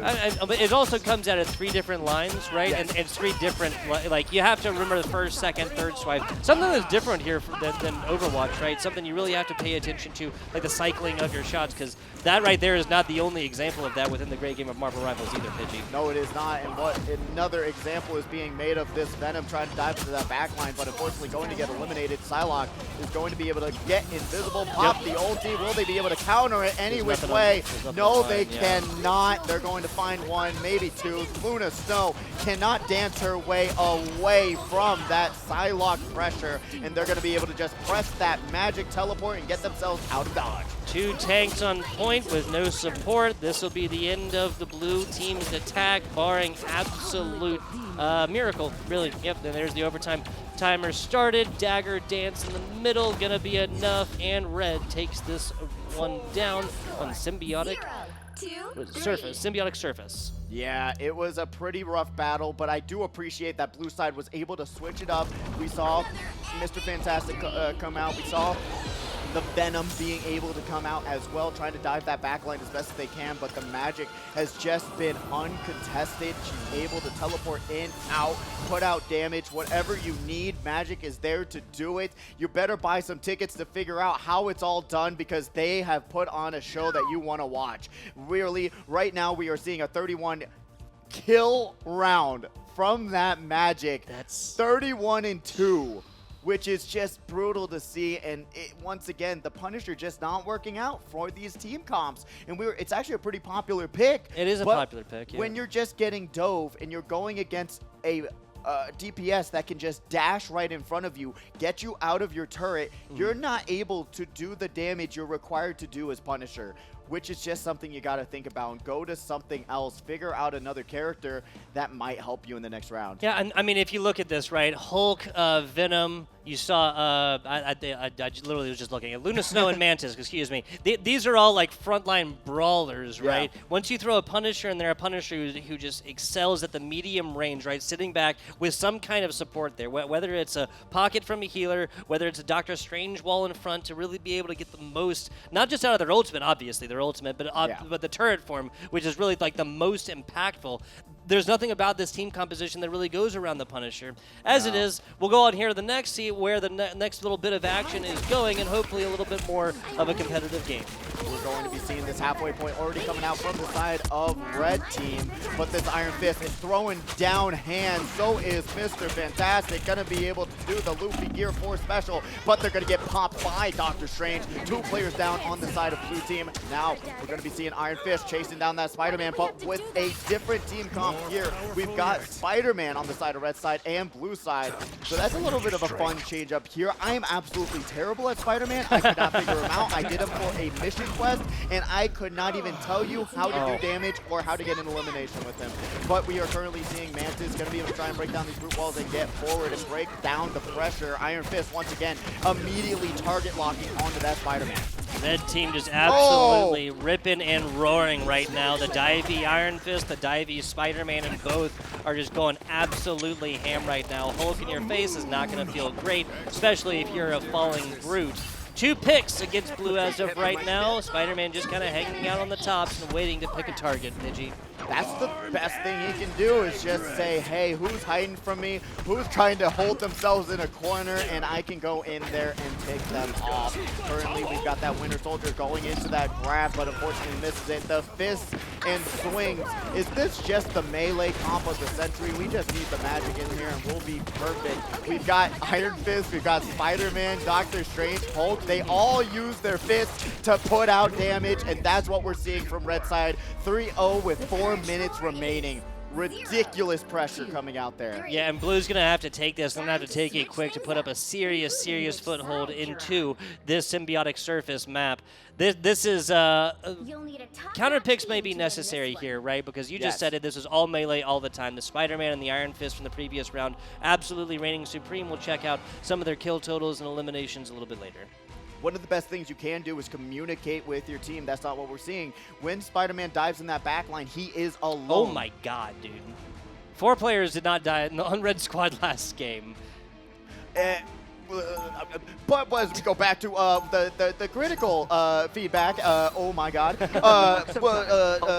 Yeah, so Spider-Man, he dives alone in the back line. Yeah. So if you have a teammate by your side and you're saying you're getting solo attacked by Spider-Man, you have to think about, hey, let's just wait for him to go in, eliminate him, and then go to the next target. You can't just allow Spider-Man to fling around willy-nilly and not do anything about it. And I really think the Spider-Man v Spider-Man comp is just not where it's at right now. You've got to be able to counterpick and go 1-for-1, because if you're not putting out as many eliminations as the other Spider-Man is, change it up. And that's the one recommendation I can make for every team right now that's not winning. Change it up. Yes, sir. Got to counterpick. We see how Red might be doing that a little bit as well. Because this is what I was going to say. If you have diving melee characters, the one thing that does great against them, individually-wise, Invisible Woman, and general-wise, stuns, right? Stuns, whether that's the freeze, whether that's the sleep, whether that's the exile, whatever it is, stun those players. But look at the team comp for Blue Side. They're going for something. We'll see if it works out. For currently, Doctor Strange is going to try and break up that whole attack, and they do. That's going to be a very vulnerable, low health. There's no synergy in this Blue, right? You have Kalzu the diver. You have. No heals, and that's what happens when no one wants to pick a healer. You're going to get wiped time and time again. You got to be able to keep your team healthy some way, somehow. And I actually do like the mentality, right? To just say, let's go full aggro, try and see what we can do on the push, and if it doesn't work out, let's change it up on the next respawn, hopefully. But we are seeing a current change up, and hopefully that'll work out, but no heals on the side of Blue Team, and that's going to come and bite them in the butt, unfortunately. Spider-Man going to be able to take that pick onto Iron Man. And if you ever wondered, Iron Man versus Spider-Man, you've got your answer right here, right now.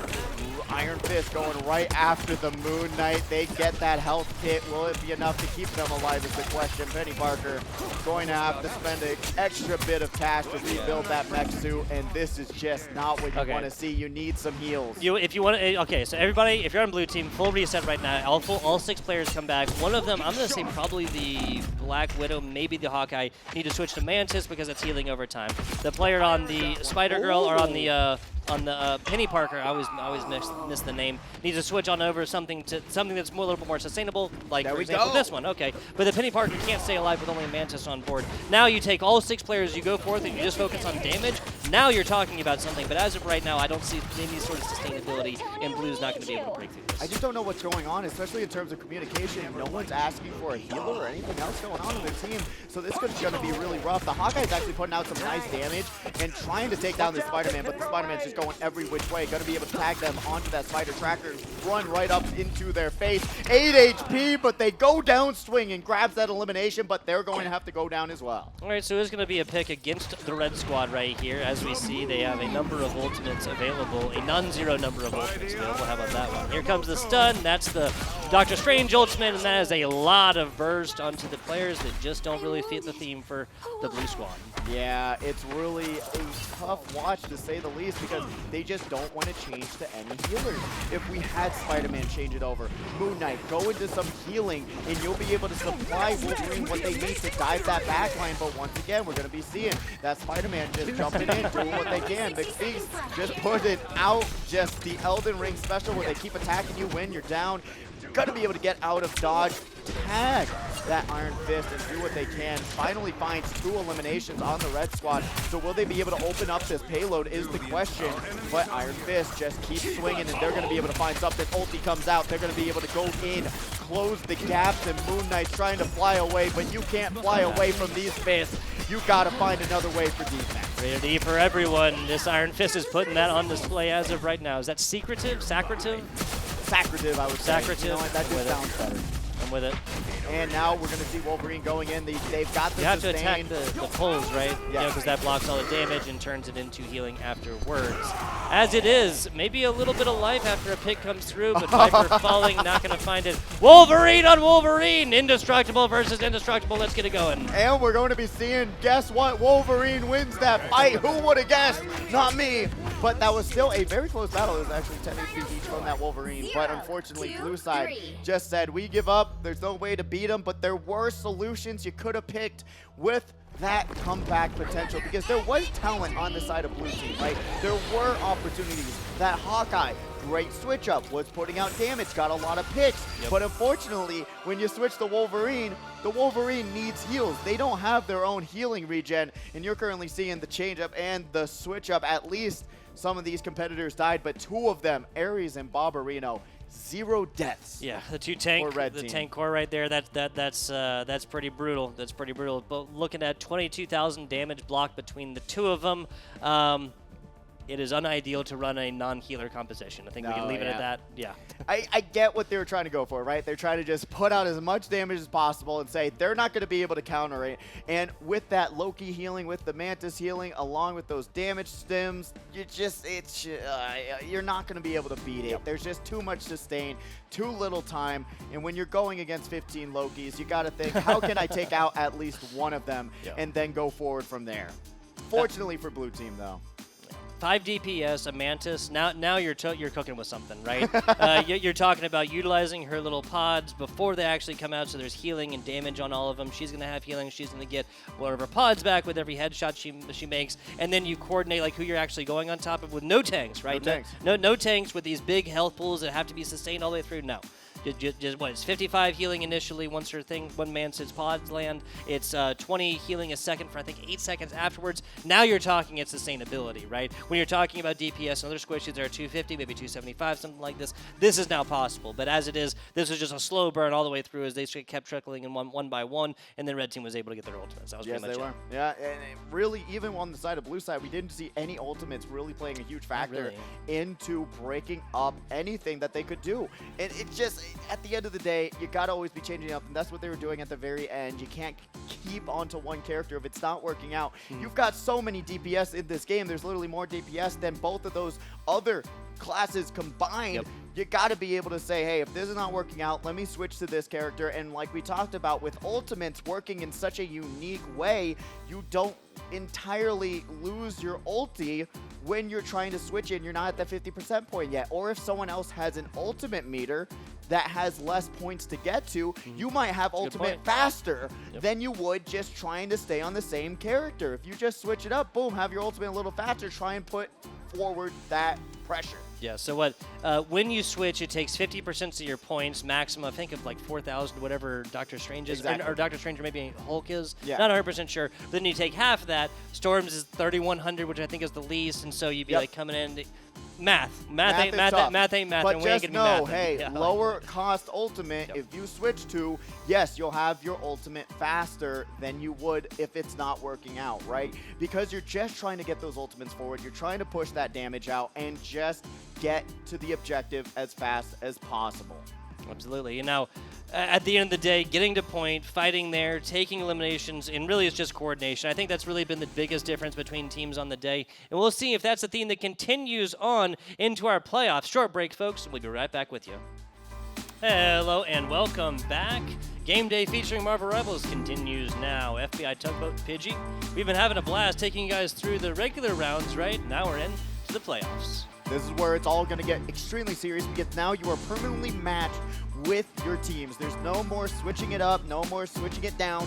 You're going to now be consistently with a squad, and some of these squads are extremely scary, but now you have pick or ban. So if you didn't want to switch your character, you can force them to switch off their characters. So we'll see how that's going to go down and who they're going to prioritize. Most definitely, we're going to see a Psylocke ban. Yes. I cannot imagine that that's not going to go through, and potentially a Magic ban. Yep.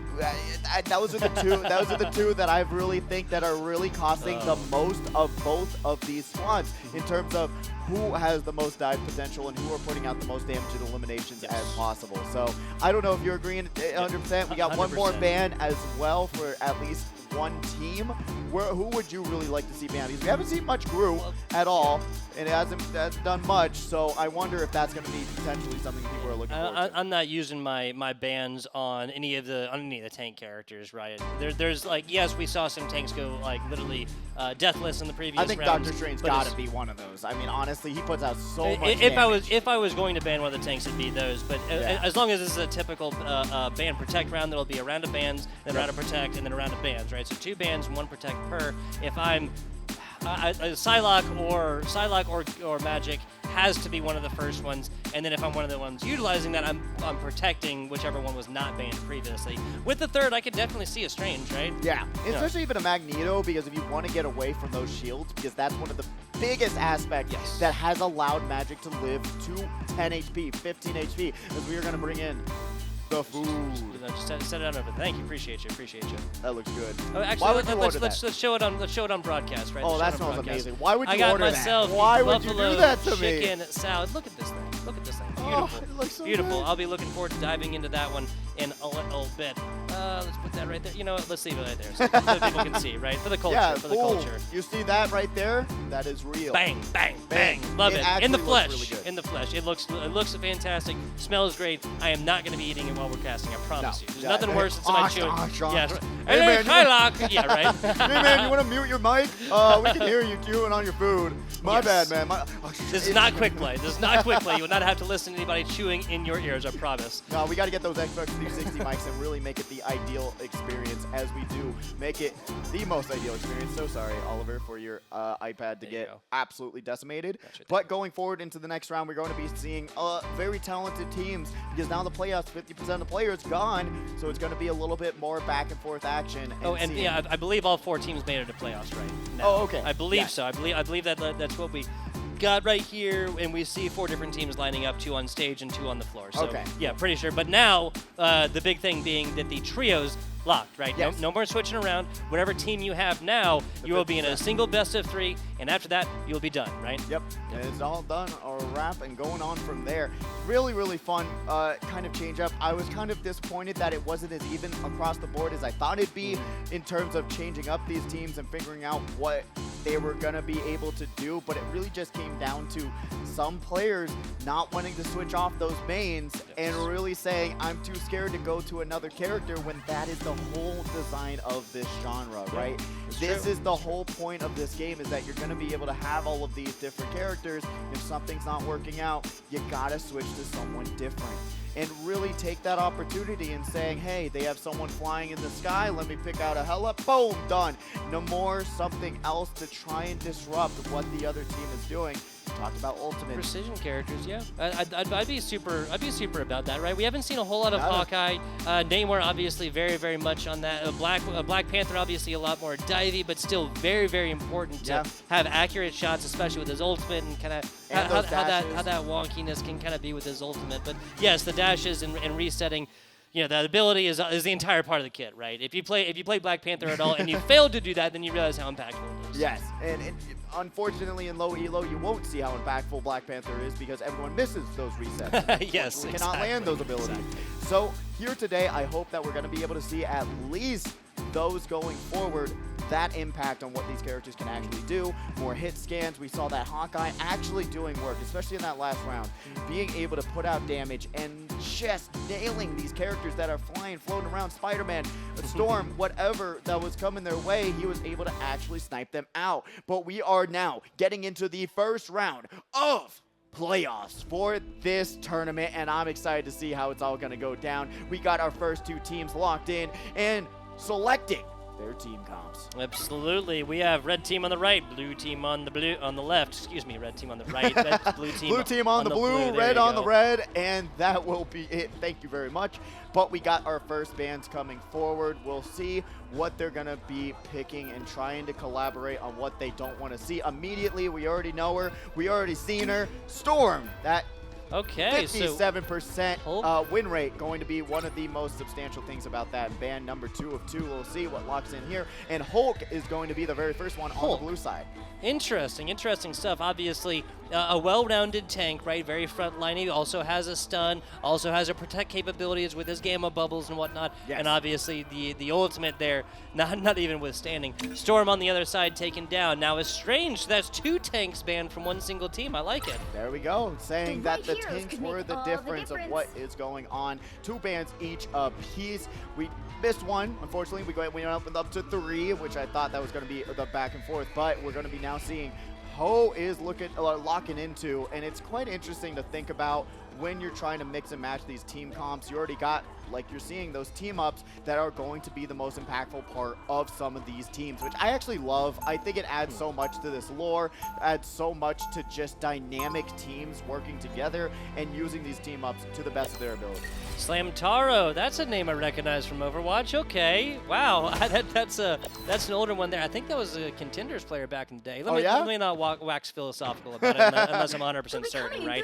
But anyway, hey, real cool to see. Also playing on Magneto, which is my main. Fantastic stuff. Really is. And that Magneto bubble keeps your DPS alive. Just takes one click of a key, and you'll find them surviving that much longer. Especially on the other side, I'm liking what I'm seeing now more times than not. We already talked about it, being able to realize that it's good. And really, with a lot of these different characters, you're going to be seeing a lot of damage being put out. Yeah, and I mean, we're looking at a character, we're just looking at a character right there, maybe not hit scan, but a little bit of a different story where damage is pretty much guaranteed all the time. I don't want to go forth and spoil the surprise here. On board of this player as they're trying to find a little bit of positioning here and early on the defensive position. Now information does come in, and they'll be able to feed that to their squad. There we go. The tracer damage is coming out, and Penny Parker trying to trap him down, but half health. They're going to be able to get that reload reset, and Penny Parker cannot find their way out. Tried to say, I need help, but their team was not there to support them. An early loss of a tank here from the red squad, not going to be ideal as everyone heading for the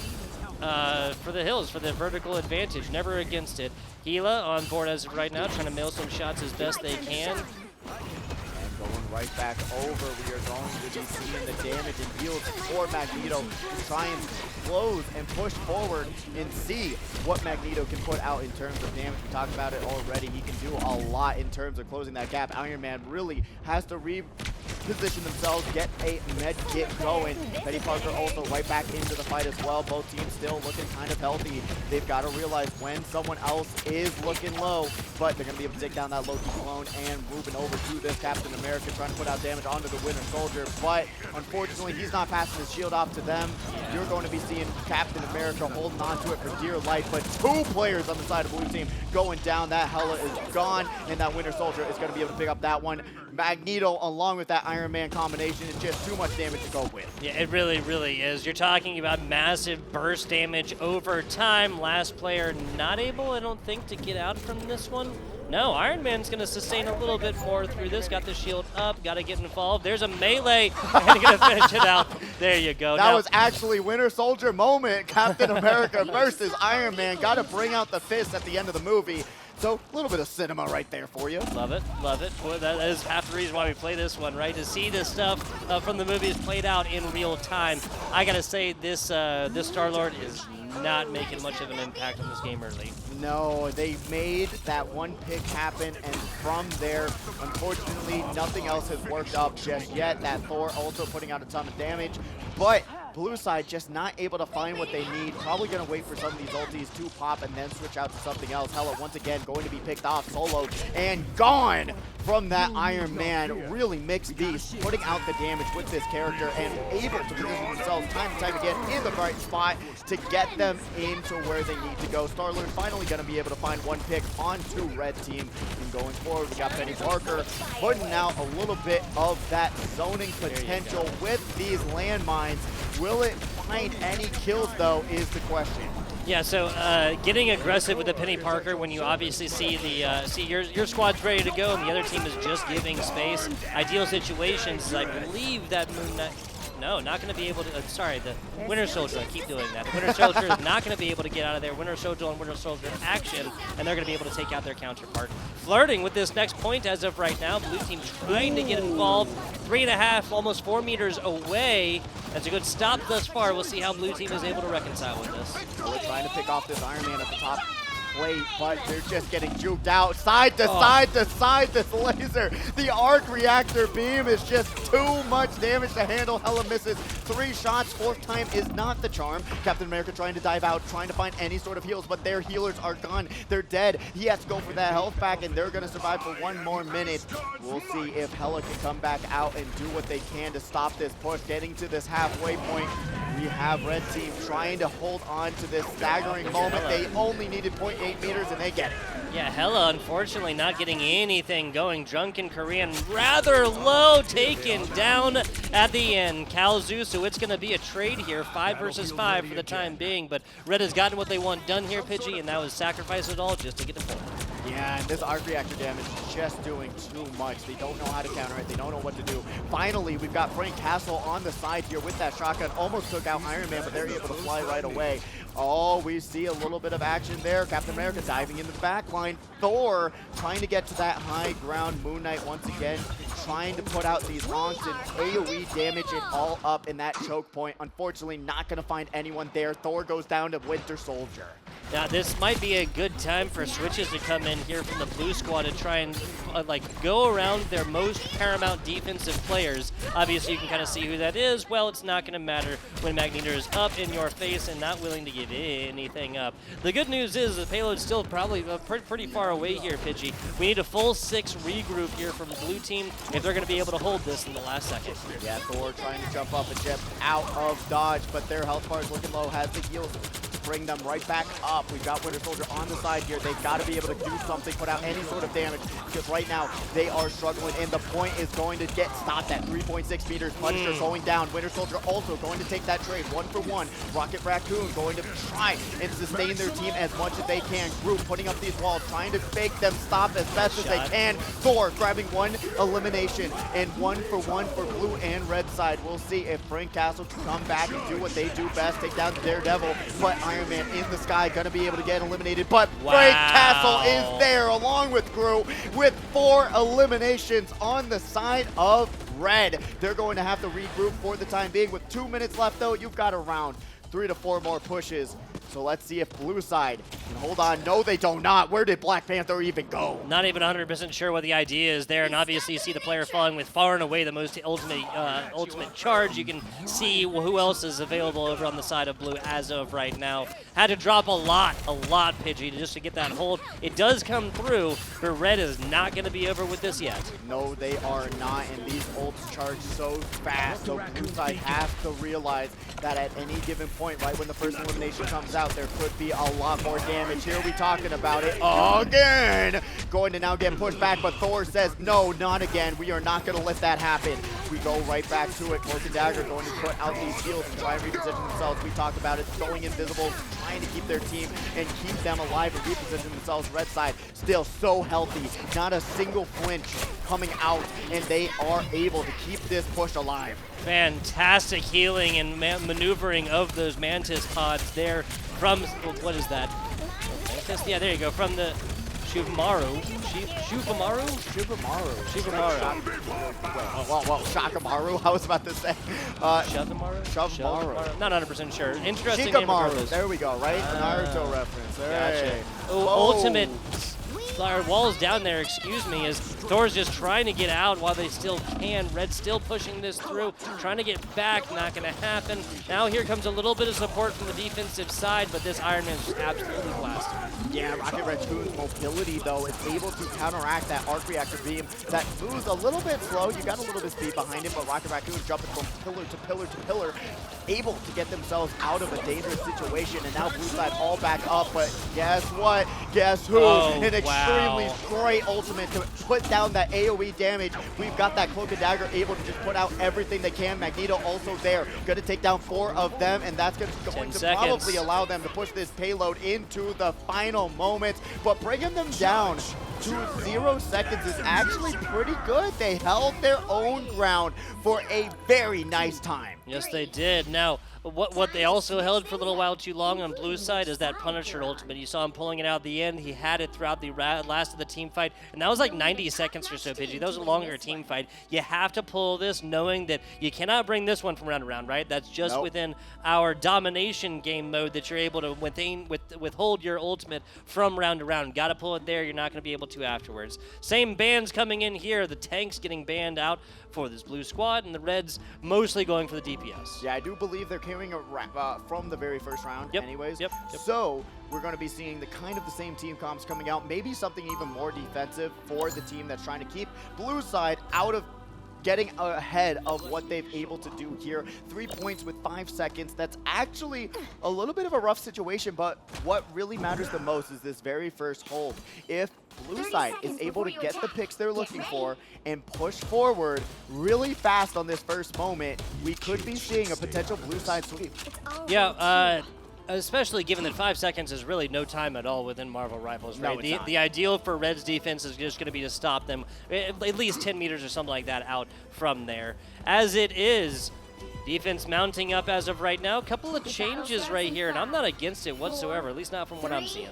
No, I do not hate that either, especially with what you're seeing on the side of red side to blue side. I actually like what blue's putting on the table, but we're currently seeing the Star-Lord being a little bit of a sneaky weaky up in the trees. What kind of guerrilla warfare is this? We currently see him having to get out of dodge, but red team losing 1, Penny Parker about to be 2, and there they go. I just said it, that blue team's comp is looking actually pretty ideal, putting red team to have to push themselves back against the wall, quite literally. Going forward, we've still got Punisher gonna try and find what is putting out that damage. Those are the more tentacles. What is this? The deep, but they're gonna be able to push forward into this first choke point very easily. That shotgun damage is going to shred Magneto's shield very fast. I thought this was gonna be, I mean, they're pushing this 4 to 6, but now everybody's back here. Catharsis finds another one.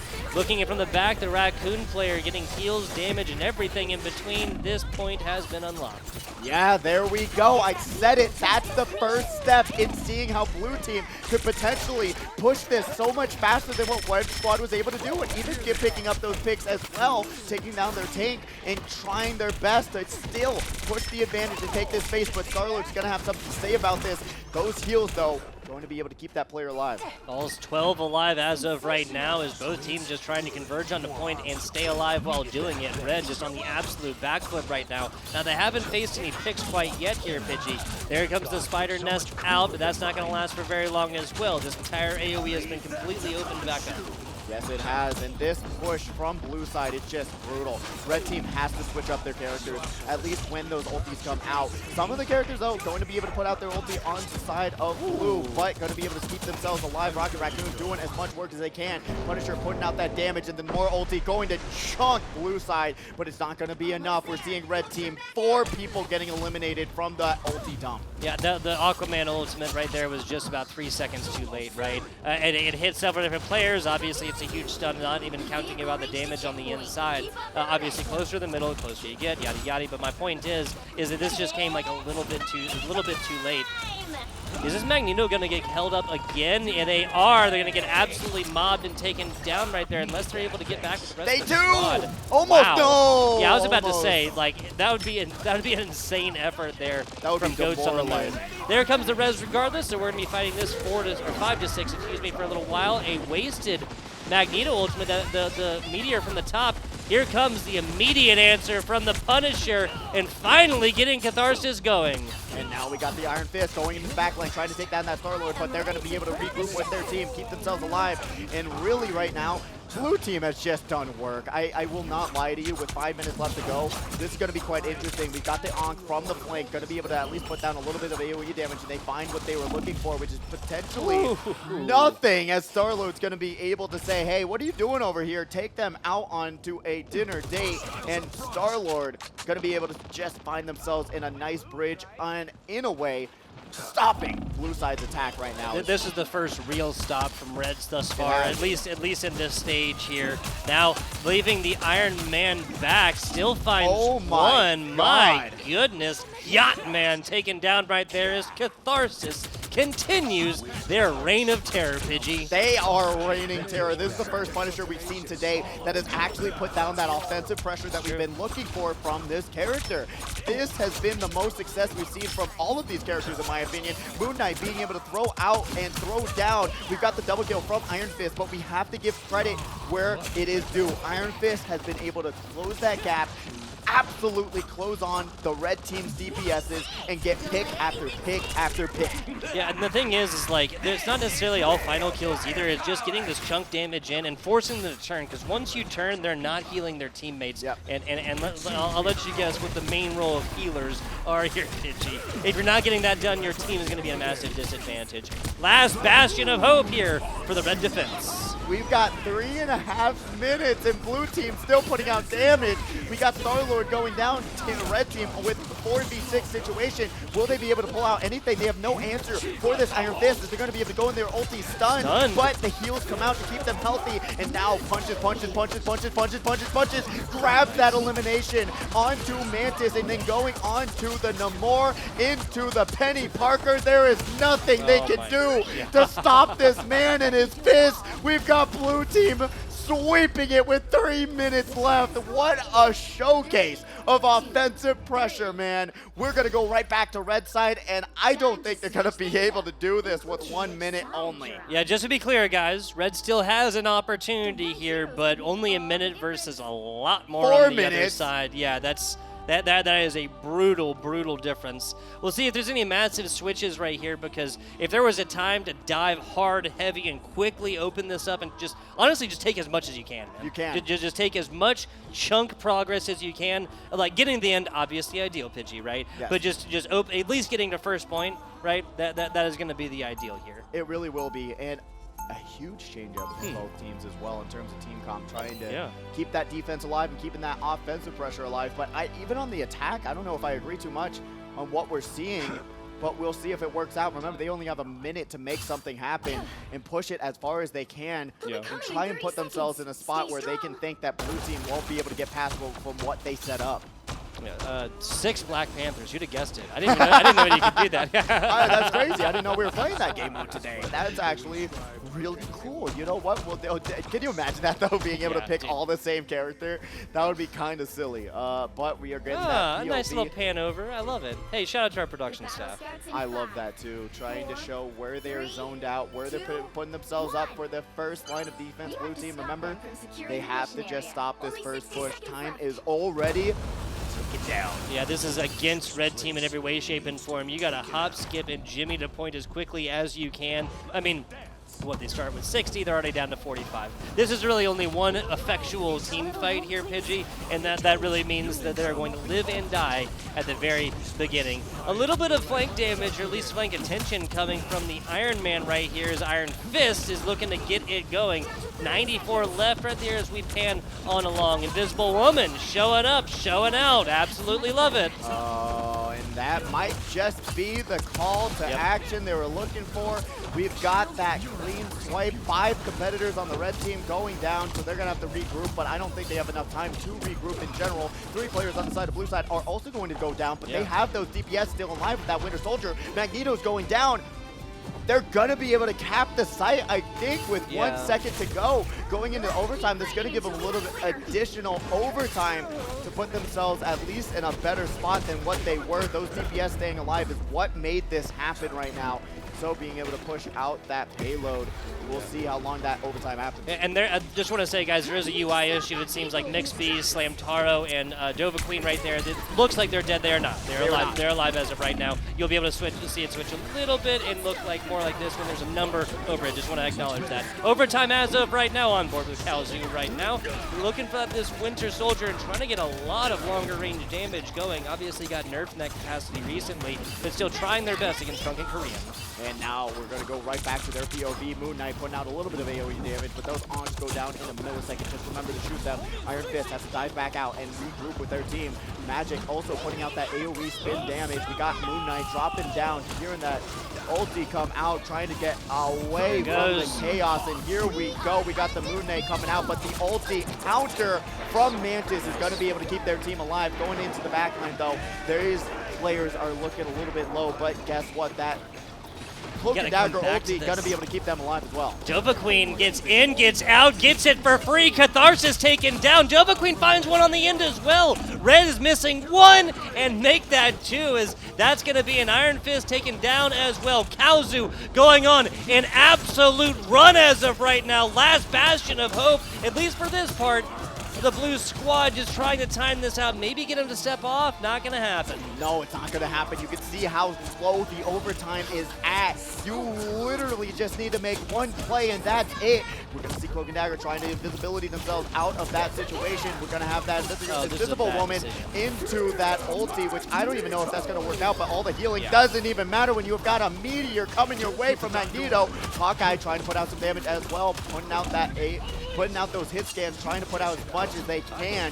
Going over to the blue side. They're going to lose two of their players, and then Magneto going to be able to throw it back. There we go. We've got that ulti onto Mantis, and you're going to be able to use that sword slash and dash, putting out the damage. Still looking extremely healthy. Still got to hold on to this, and there's not a whole lot of healing to be had here for the red squad. Super low, and Goats finds them. Kalzu went on an absolute run earlier. Their reign of terror will be over for right now. Still stalling this one out as Mixed Beast drops as well. Tank eliminated from the side of the red, and that's going to be enough. A couple of points is fantastic. It is. And that's much farther than we thought red was actually going to get, right? I 1000% agree. I thought at that first point when you saw that trade happen initially, 3-3, but what happened, Magneto was left alive, and there was 3 DPS there to put out enough damage to take him down, take that point, and push it a little bit farther than what we both expected. And I'm just excited to see what the other team's going to be able to contest with this one, because we saw how good they are on offense, and the defense better be ready for it. As they better be. They better be. All the difference in the world is made right now, Pidgey, between compositions and how you want to go out this, because the simple difference is that Blue just has so much more time to go forth, and they can swap probably 2 full times. All 6 players on their team could swap twice and still have time within first point. Yeah, and even time to get their ulti as well. If you think about those switches, even if you get up to 60%, bring it down to 50 and try and get a ulti that's going to be utilized a little bit better. But currently going forward into this next section, we'll see what can happen. Blue team, remember, they've got 4 minutes to push it farther than what red team was able to do here. So let's see if they're going to be able to pull something off, especially with their team comp switching it up just a tiny bit. Iron Fist is the person to watch right now. 100%, 100%. Well, even if this Iron Fist wasn't diving in and getting 1 or 2 picks like every single time, Pidgey, at the end of the day, it's the threat that they represent, and it's the attention that they take away from other facets of these team fights that has just been so paramount thus far in these engagements between these two. All the time in the world here for Blue. Let's see if they get it done. That's a great point to make. If you're focusing on the Iron Fist, you allow Hawkeye to have these moments and opportunities to potentially do what they... As Winter Soldier takes down the Iron Fist as they dive in solo. Not the way you want to start this round, but we'll see how they're going to be able to respawn and bring this right back out. We're going to have the Winter Soldier trying to take down Squirrel Girl, and you know those acorns are going to hurt if she's able to land at least one of those. But the damage is coming out, pointing out those pulse fires, and still not really finding what they want. Blue team's got to regroup, figure out how to stop this chokehold, and do what they can to at least get one elimination going forward. Penny Parker versus Magneto. They're going to have to push themselves back off, has the heals, but they're going to be able to hold up for the time being. Gets that stun out, but it doesn't even matter. We're seeing Penny Parker go down. Yeah, Squirrel Girl plus the Magneto damage is a lot of burst damage and not enough to be slow and consistent, sustained healing from the other squad, the other side are going to be able to put up with. Drunken Korean finds one as Sacrative falls to the Magneto. On board Akazu as of right now, getting that pistol singing as of right now as they try a lot. There comes the Cloak and Dagger ultimate, and that's going to be enough to keep the squad alive at least for a little while. At least for a little while longer. That Cloak and Dagger ulti is just so strong right now, and the AoE damage that it puts out, you kind of freak out a little bit. But currently on the side of Red Team, who has to keep this defense alive, they do. That Magneto is just absolutely carrying right now. Slam Taro doing what they do best, chunking out the competition, but getting onto that flank. We've got Lunaso also trying to put out these heals and position themselves to keep their Magneto alive, but they are going down to Slam Taro, and the Moon Knight ulti comes out, and the moon rises. Yeah, I'm not sure if I use it right there, right? They're on the back foot. You already have a couple of them low. You had the last player guaranteed kills, so that's 2 out of 6 right there, right? They take 4 out of 6. There's not a significant statistical difference between those two differences, especially given the team is backing up. 1,000%. I totally agree. When you're on the aggressive, hold on to your ultis. And it kind of could be a fat finger at the end of the day to say, hey, I kind of want to just be sure that we're going to be able to live another moment. But right now, going into this next section, we're going to be seeing Squirrel Girl trying to find that stun, hits off the side of the wall. Unfortunately, that is not where you want to throw that acorn.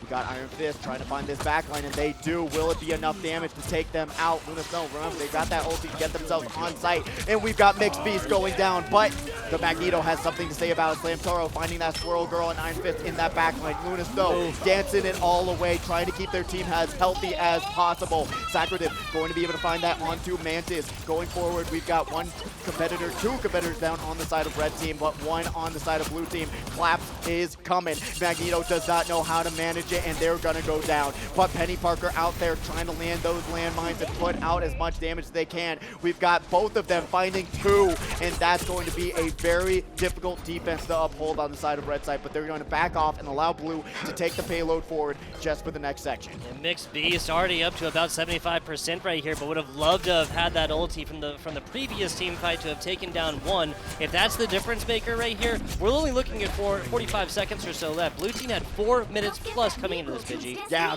great defense from Red Team, truly. They have put up a fight, but will that fight continue as we're going to be seeing that Moon Knight ulti trying to build some space, trying to put out any sort of damage to allow Magneto to confirm it. Unfortunately, not able to find that one. They were around half health, but Magneto going to back off, trying to grab some heals, but Squirrel Girl ulti, you got to be able to shoot it. That ulti has gotten nerfed, so those squirrels die real easily. Don't call feet about that one, though. Blue side losing 2 and 3, 4 competitors. Cloak and Dagger, 5 is going to call it out, almost an ace, and Blue side might have just lost this. They did! Wow! What a change-up from the previous round of what we just saw. Red Team holds on to that defense and gets that win. Where we said it wasn't a whole lot of time, they spun gold from straw, I believe is the saying right here. Fantastic job from this red squad. Kaozu, this is in no small part thanks to this person. 48 and 11, wow. Those numbers, yeah, I like that. Looking at Mixed Beast, 53-11. 48-11. I mean, these are just absolutely impressive numbers. Look at this Mantis, 47 assists. Ridiculous work there. That is what makes the game-changing differences. Keeping your tanks alive, keeping your DPS alive, putting out that additional damage with those 47 assists. You know they've been stim beaking as much as they can and trying to put out as much damage as they possibly could. But really great work on the side of both of these teams. If you told me going into this match that Red Team was going to win that defense, I would have told you, Tugboat, what did they put in your salad? Because I think you're tripping. But unfortunately, Blue Team tripped on their own shoelaces and lost that monumental lead that they built for themselves on that first round. Don't know what crumbled there, but I really want to know what's going through their mind right now. Yeah, this might have been one of those situations where you feel like you're so far ahead you don't realize when you're losing the race, right? They have 4+ minutes.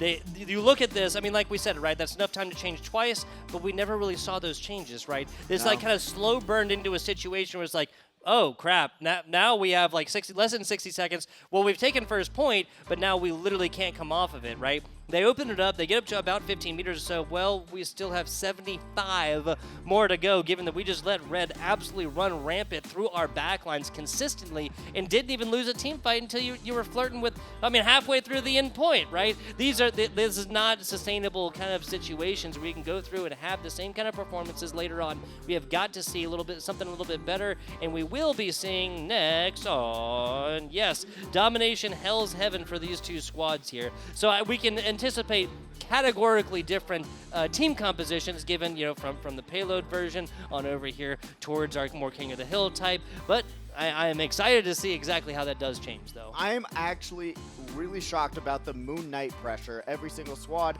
trying out the Moon Knight, putting out that AoE damage. That ulti is also something to look out for, because right now I do know it's putting out more damage than it normally should because of what we know.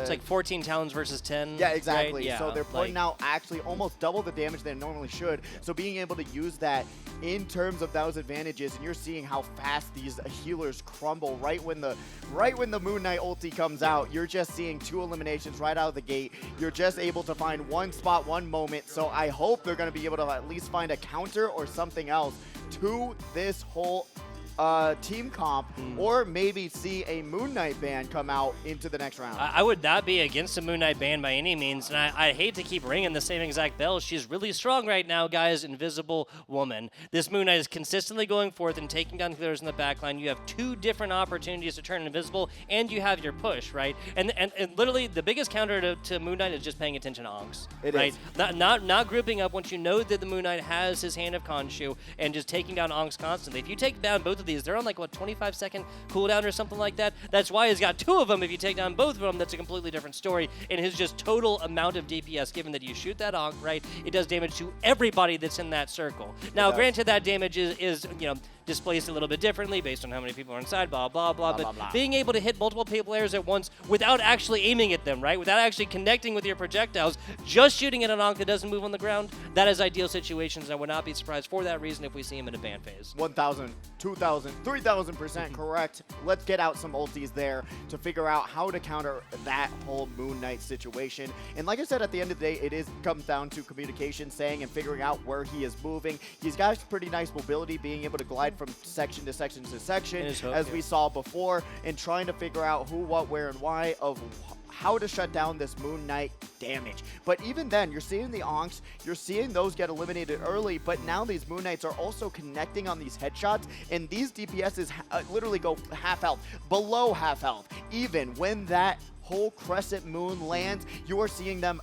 back off, retreat, and that allows them to push forward even farther, even tag on that ulti right at the end, and figure out how to even push their advantage even farther. So Moon Knight really being the menace, I feel like the biggest menace of the day in terms of how consistent it can be. And you don't even need to aim with Moon Knight either. Like you said, you just gotta throw it at the Onk and it will do all the work for you.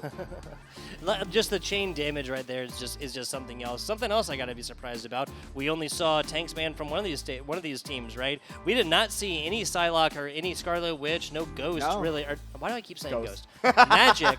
Well, no Magic on the other side, even though we've seen a Magic go 36-2 today. Yeah. Like, Magic's really strong, but in the wrong hands, you can find yourself in a bad spot. We talked about it also in the pre-show. That Magic one-shot potential, you need to know how to do it so that you're able to dive that backline, eliminate them fast, and then get out of that dangerous situation. But going into this next round, we will see who's locking in for what reason. Let's see if we're going to be able to see maybe potentially some different bans.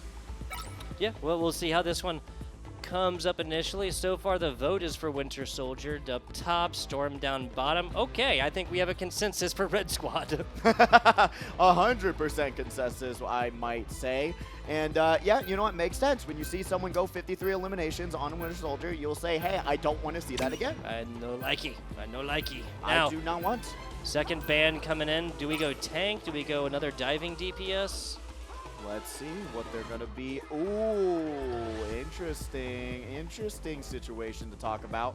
Iron Fist being the one that they're going to try and counter, because that was the whole problem they had when it came down to that defense versus offense. Iron Fist dove the backline and did so much damage. But Hulk I do Are they believe. anticipating the Iron Man pair up with Hulk? Is that why we keep seeing 1000%, these? yes. Okay, yeah, that like Hulk strong by himself, right? But the the pair damage boost would go giving on over to Iron Man is absolutely oppressive if you're not playing some kind of hit scan or, say your Punisher, right, with your turrets, you getting up to the air, because you can damage through his laser, but you pretty much have to start at the exact same time. If he starts his laser first, he's going to get you out of turret form, and then you're only going to have to rely on your rifle. Yeah, and no Moon Knight ban, but trying to take away any sort of Iron Man advantage.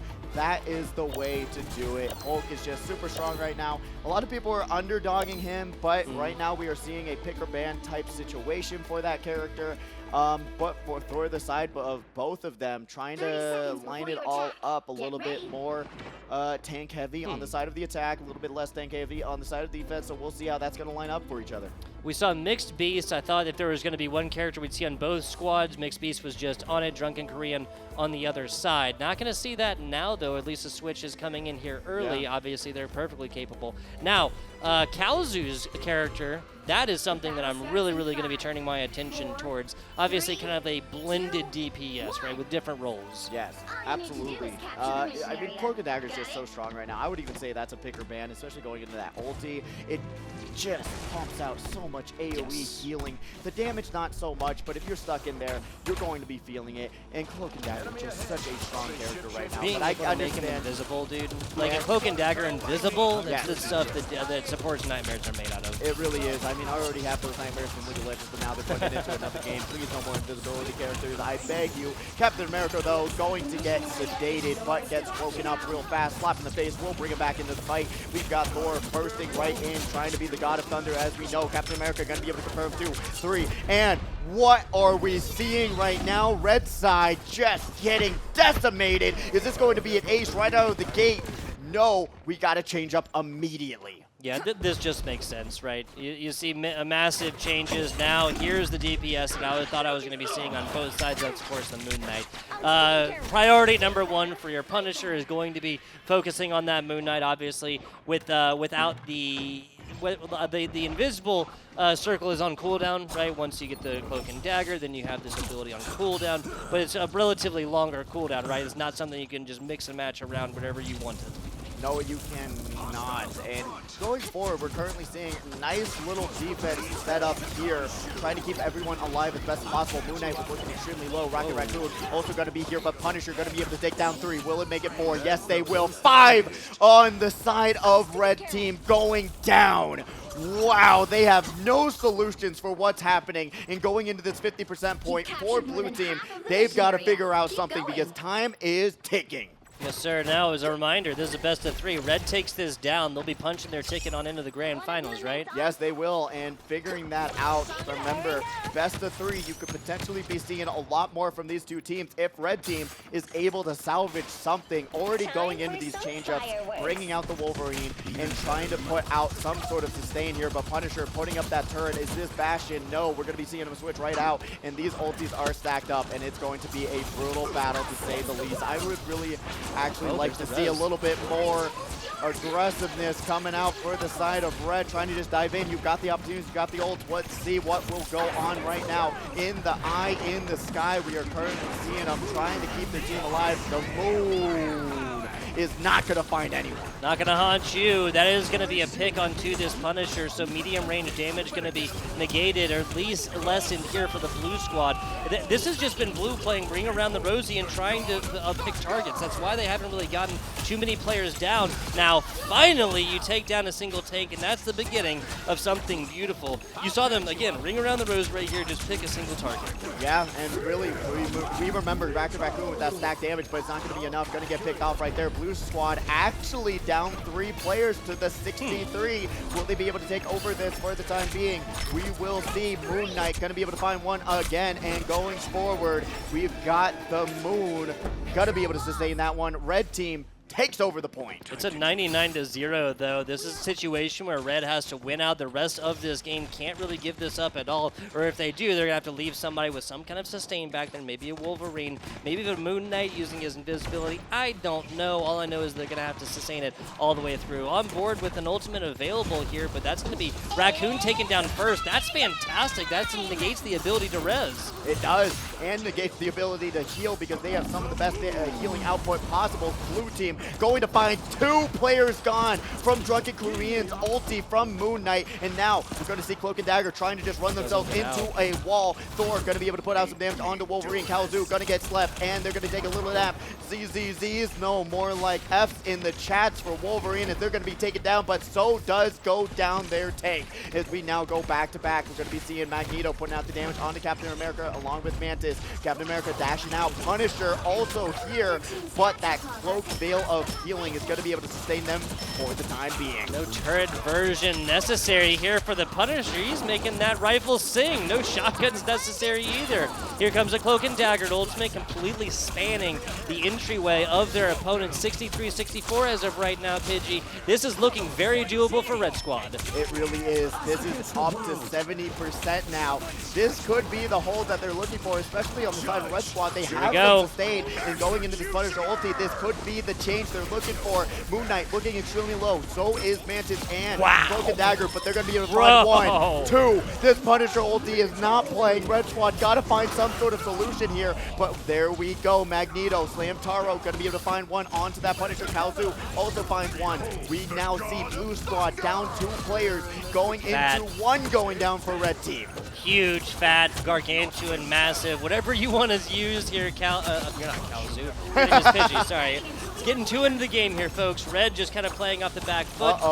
This should be enough right here, and especially if you're on board with this blue player, you want to use this ability immediately. No way! No! It's the hand of Khonshu the other way. We have an absolute brawl on point. There's only 1 player left alive. Who's really going to be able to sustain on point. That's, of course, the Captain America. Healing coming in, just pouring in for this one. Now switching on over. What a huge play there by Captain America, just hopping back and forth, keeping their hopes alive, keeping the overtime happening, but their health bar is looking low, and Red Team was able to do the 99-0, back up to it. They're taking that first point. Imperial Institute of Science will forever have Red Team's name stamped upon it. Warrior falls next. Wow. And Blue Team, so what? They completely sell a 4-minute lead, right, in the first one. They come into this and they sell a 99-0 lead. The comeback kids are real, alive, and they're residing in Las Vegas right now. That is crazy. Once again, if you told me, hey, yeah, this 99% lead, they're going to be able to hold on to it. What do you mean? They just got team wiped. They were getting team wiped. They couldn't even leave the gate. But now they were able to find a solution here, going onto that Moon Knight, and the whole game-changing difference was that Drunken Korean did not get out their ulti before they got ultied by that Moon Knight, and that solidified their defense. If they were able to, because they were on the push, they had the ulti, they just didn't want to use it yet, and they held on to it for too long. Wow, that looks beautiful. What are we, in Halo Reach right now? I never realized that before. I've never looked out into the horizon here. Like, I knew that this was Black Panther's map here, but I never looked out and actually noticed that. It's pretty interesting. That is very cool, but we are going right into it, and this is the great part about this map, in my opinion. Right out of the gate, we've got some Earth mode going on with both teams in 1 lane, trying to find 1 pick at a time, but it's looking like Red Team's going to find their own way as 2 of them, 3, 4 of them go down. Blue Team's going to be able to control the point right when it unlocks in 1. Here we go. Yeah, so this is going to be enough to get the unlock and the initial, but here's the thing. Red Team's going to come screaming back with ultimates in just a second, Pidgey, so if you could find this without dropping ultimate, then that would have been most ideal. Obviously, while they're dead, they're not going to be able to get ultimate charge of their own, but they do retain it from previous round. On board with the Wolverine as of right now, just trying to turn tail and get back to getting as good. There we go, grabbing some med kits to heal them, and I really like the med kits in this game. Not only does it heal you, it gives you healing over time as well. Gives you that full sustain if your healer is not by you. But Red Team has to make something happen here, but we've seen them do it with 99% on blue side. Maybe they're just doing it intentionally, as Moon Knight's going to be able to throw down that ulti mix piece, not going to be able to mix anything up and serve it up fresh. We got Kalzu taking down that Punisher, and Catharsis also finding a pick as well. So that's going to be a 1-for-1 and 1-for-2. Actually, going to see that Moon Knight go down. Wolverine also sustaining themselves pretty well. Kaozu, remember, they were the ones carrying on that Winter Soldier. They got absolutely prioritized in those bands, but now Drunken Korean's going to go down. That Moon Knight's gone. Petty Parker going to be able to find that one. Tries to find the Rocket Raccoon, jumps right over him. Five Nights at Freddy's jump scare, but you were able to survive till 6 a.m. on that one. The Rocket Raccoon's just not tall enough, man.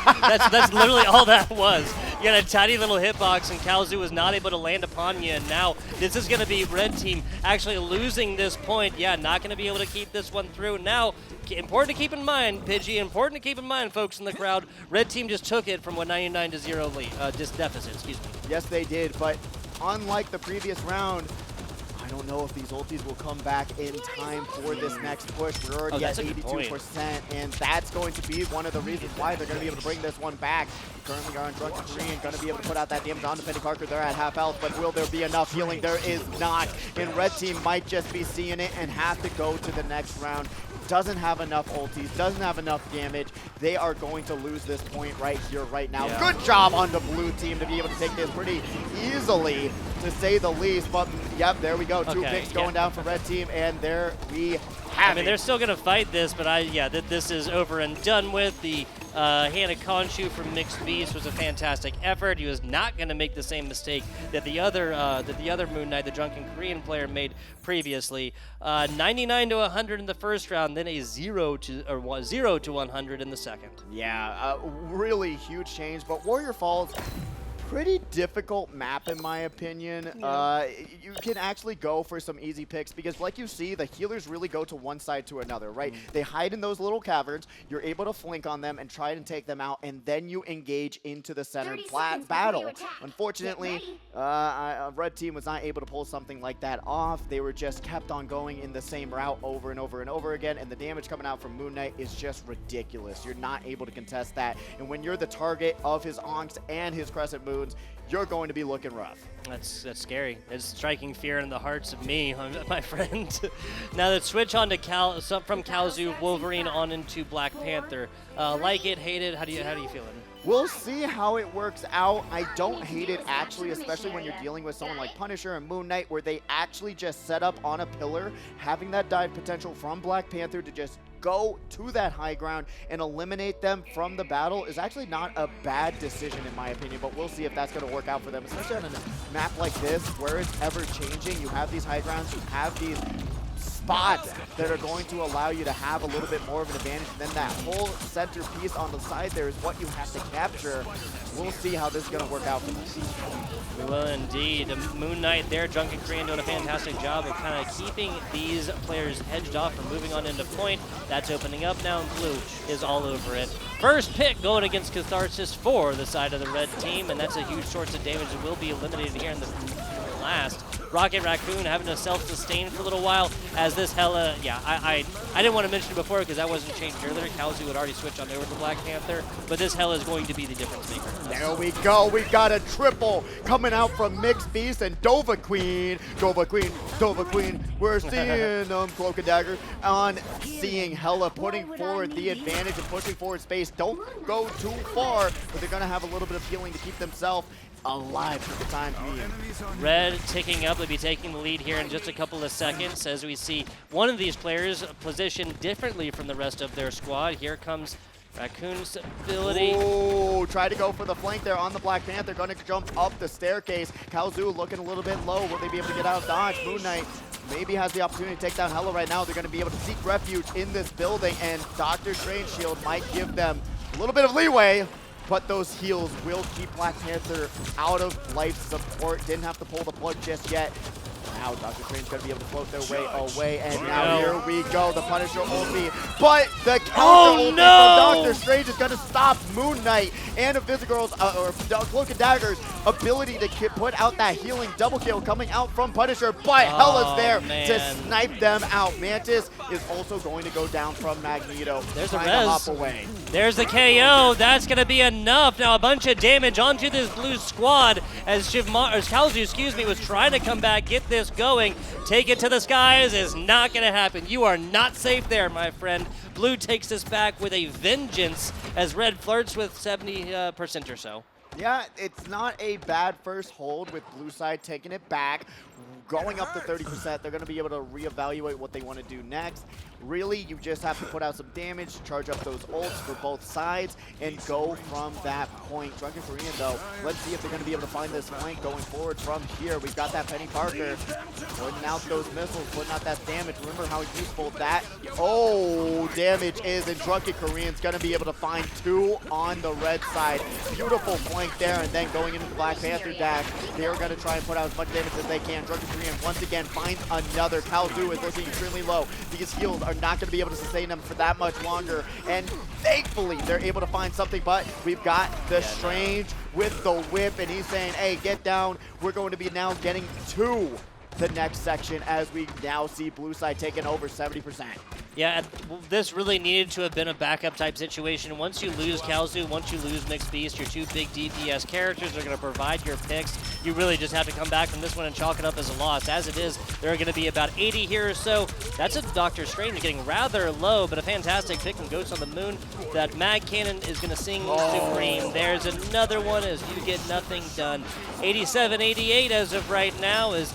Now we see an ultimate available on the other side. There it comes out. This may have just been utilized to try and get 2 pointing and get there quickly. Super low for a couple different players as Mixed Beast finds one. Hella from the top and raining Hellfire from on high. That's 1, that's 2, that's 3. Hella finds them all. I cannot believe what we just saw there. I told you they had to wait for their ultimates, find their opportunity to strike. At 99% again, will Red Team be able to run it back and bring themselves to the next round? We are going to be seeing Blue Team trying to salvage up whatever they can. They have the opportunity to do so, but they are running out of time. 85, 86%. Dr. Strange Portal going to come out from the top. They are dropping down. Magneto going to be able to find their way, putting out so much damage. Punisher ulti so safe from that Dr. Strange portal. That's just so much damage coming out. But we've got the Penny Parker landmines already set up with that AoE. Mixed Beast also going to find that one onto Punisher. Drunken Korean is going to be able to find that onto Penny Parker.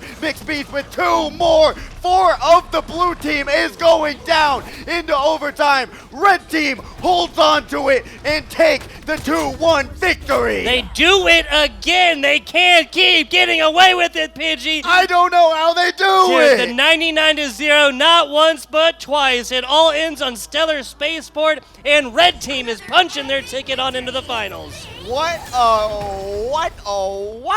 That was just an insane showcase of what you have to do to win these matches. Switching up to the Hella, and that is the key of what we saw here today. Pick after pick after pick after pick, and it just goes to show that 29-11 to 29-14, Punisher's 3 deaths added up so fast and allowed Red Team to take that one away. Yeah, dude, Catharsis had this in the bag, right? If you just jumped through that Doctor Strange portal and actually got that damage closer, because as you can see, they're like shooting down at a really weird angle, and because the angle of that Doctor Strange portal, there was an entire wall, non-destructible wall, might I add, that was completely like able to allow them to go back there. And once you have the Shimaru ultimate on the other side, that's enough to keep everybody alive. That Mantis player may have only gone 9 and 8 with 26 assists. They just purchased that game through and through. Make no mistake, people. Make absolutely no mistake. They all die if Shimaru doesn't press Q right then.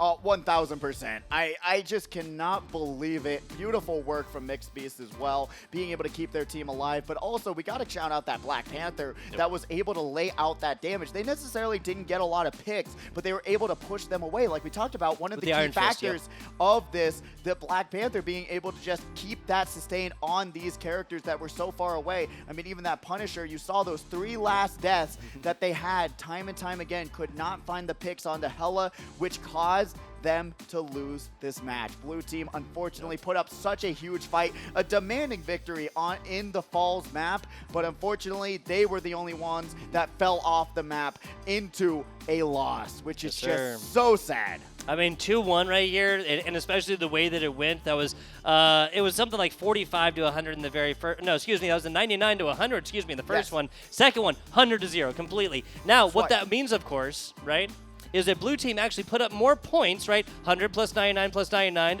versus the 100 plus the 100. It happened again, folks, and it'll happen in the future as well. Crazy stuff. It Crazy really stuff. is. Fight as they might. Yep. I love that, especially the underdogs coming out, especially with how bad they did on defense. Realize that from the very beginning, right? On that very first round, with 5 seconds left, they were right. Blue team was able to push it forward, grab that payload. They didn't do good at defense at all, but when it came to offensive pressure, they were able to show up and show down and just grab these eliminations time and time again. When they needed to shine, they were able to lock in, aim those crosshairs, and do what they needed to do to go forward. Absolutely. It was an inspirational effort, honestly. That is exactly what we're talking about when we talk about a team has no give up inside of them, right? They get, they finish with 5 seconds. That gives them the minimum of a minute, right? And they just run that all the way through. That honestly feels like more of like the deciding factor than this King of the Hill type game mode was, right? The domination game mode.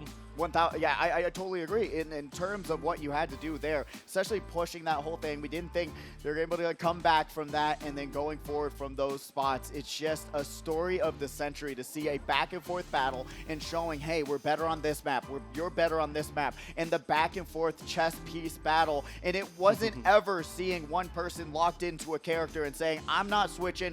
I'm going 5 DPS and I'm trying something different. No, these teams knew exactly what they had to do. They tried their best, and they really put forward some amazing strategies to give themselves the best advantage possible. Unfortunately, one of them had to have lost, and that was the blue side, and red team being able to move forward. It's just crazy to see that story all come together. I get it, at the end of the day, you can't really be surprised that this all shakes out to DPS counter picks, right? Yeah. The Moon Knight over here, I believe that wasn't Drunken Korean. That was the left hand, the animal or something like mixed beast. There you go. Not animal, but beast. Yes, excuse me. That was the beast. I'm just kidding. yeah, right. Hey, that'd be. That's the only thing I was right? thinking. Mixed beast, Mr. Beast. That's exactly what I was thinking as well. But you can't be surprised when this Hella comes out. I mean, just multiple headshots. They don't even need their team up ability to have done what they did. No. Obviously, the ultimate took down 3 of them. That was kind of the beginning of the end for this blue squad. But at the end of the day, just being able to, she can get in, get out. She can do massive amounts of burst damage very, very quickly. Tanks, DPS, and healers all the way through. Like, it just doesn't really matter who falls under the sightlines. You just have to take her out or get away as quickly as you can. I think the one deciding factor that we've been seeing consistency, and a huge factor that could potentially come into a pick or ban, I do believe, is Cloak and Dagger. That is the game-changing difference, unironically, from how they got out of the gate on that final map. Because Cloak and Dagger, they pushed forward, hit that ulti button, and laid out a path of healing, which allowed red team to close how far away they were and allow them to push forward without worrying about dying, and allow them to capture that point. I think that's something that these teams need to consider, that Cloak and Dagger is so strong and has the potential to literally lay out the yellow brick road for these teams to come in and absolutely decimate you and take you off the point. Yep, and that's exactly what they did. They just deployed their advantage right there, and that's going to be it. I believe we're having next match set up, or maybe a break probably coming up here in just a couple of seconds, but we can continue to talk about this previous round. It really felt like there was like yes, obviously the push round right there was a lot more of like a defining factor, but really obviously there was an advantage, or an opportunity I should say, excuse me, on the King of the Hill version to come forth and bring this one back from the brink. It came as close to the brink as possible here, Pidgey, and especially once you see a 0 to 100 on one side, then it's kind of like, oh, maybe the writing's on the wall a little bit. Nope. Red came all the way through and reigned supreme in the end. And it's always a heartbreaking situation, especially when there's money on the line right now. Even though it's $240, that's still a lot. It's still something, and to realize that you had this lead, that you had that 99%, we just had to hold on for one more second. Unfortunately, you just couldn't do it. You couldn't hold on. You allowed them to come back. They had the better counter picks. And I really do think on the side of blue side, they just didn't change it up enough. They were just kept getting punished. They couldn't use their Punisher to punish them because they kept on getting punished. And that's the reality of what happened in that game. The Punisher wanted to stick with it. They knew their accuracy was beautiful. They were lasering them down. You saw the accuracy, especially when they were in that corridor. That crosshair was locked on. They were aiming them down. They were putting out the damage, but it just wasn't enough to allow them to sustain, to keep that advantage, and Hella came out, and that Black Panther just doing work. Yeah, they really, really did. And it goes down to the DPS characters yet again, right? Obviously, supports playing their roles, tanks playing their roles as well, but this all comes down to the DPS. And we keep talking about it because it feels like the big duel between the Hell on one side that was the Moon Knight versus the Punisher on the other side that I believe that was Drunken Korean who was playing, again, the Moon Knight. Moon Knight doesn't find anywhere near as much advantage here, even though Hand of Khonshu can just be so just definitively swinging of like a team fight. I do believe we're going to be seeing a lot more swinging happening. Hopefully it's not going to happen on stage and in the game instead. We will be back with some more Marvel's Rivals action right after this quick commercial break. Stick with us for some of that. Hello and welcome back. A competitive match previously now brings us to our grand finals here with our Marvel Rivals event on game day. Love it. FBI Tugboat. Pidgey, you give that man $5? Not yet. You know what? When he actually beats me in the Mortal Mustache, then I'll give Logan his $5. But it hasn't happened yet. But you could say we are currently getting into the end game of this tournament. You've been waiting for that one for a while, yes, haven't I you? have. Jesus you know, Christ. It all ends up. You know, you have to take it when it's given to you. Absolutely. But I am super excited. The match we had off stream, so we're not going through both semifinals. That one was a little bit more of Jeff the Curb Stomp situation, but it's still nice to see that it's going to be very competitive. This whole one that we have on, at least that we had on stream, was just back and forth, back and forth, back and forth. And one of the big things I did want to talk about was that the change-ups are going to be one of the most impactful things about this next round. Because when I was thinking about it during the break, we had the Moon Knight v Moon Knight situation, right? But right when that Hela pick came out, there was that opportunity and that situation that got switched up because of the Moon Knight not able to reach Hela with his onks. He had to switch over to Punisher, but the Punisher just got countered by that Hela, which is just so brutal. But that's the kind of back and forth chess match that we want to see in this grand final. It is, bro. Like that's literally why this game was invented.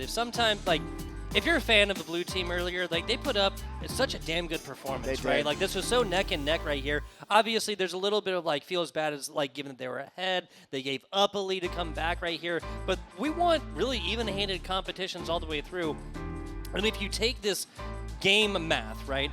If you take it and you boil it down a little bit, like what are we going to need next here? Right? Are we going to need a big turret, a firing from a Doctor Strange portal from on high at a weird angle at which there's a wall and everything else like this? Or do you think we could use something like another diving character? Maybe not ghost, magic. I don't know why I keep saying that. Like maybe a ghost. I have no idea why. She appears and disappears like a ghost. Maybe that's what it is. It's a jump scare. I really don't know.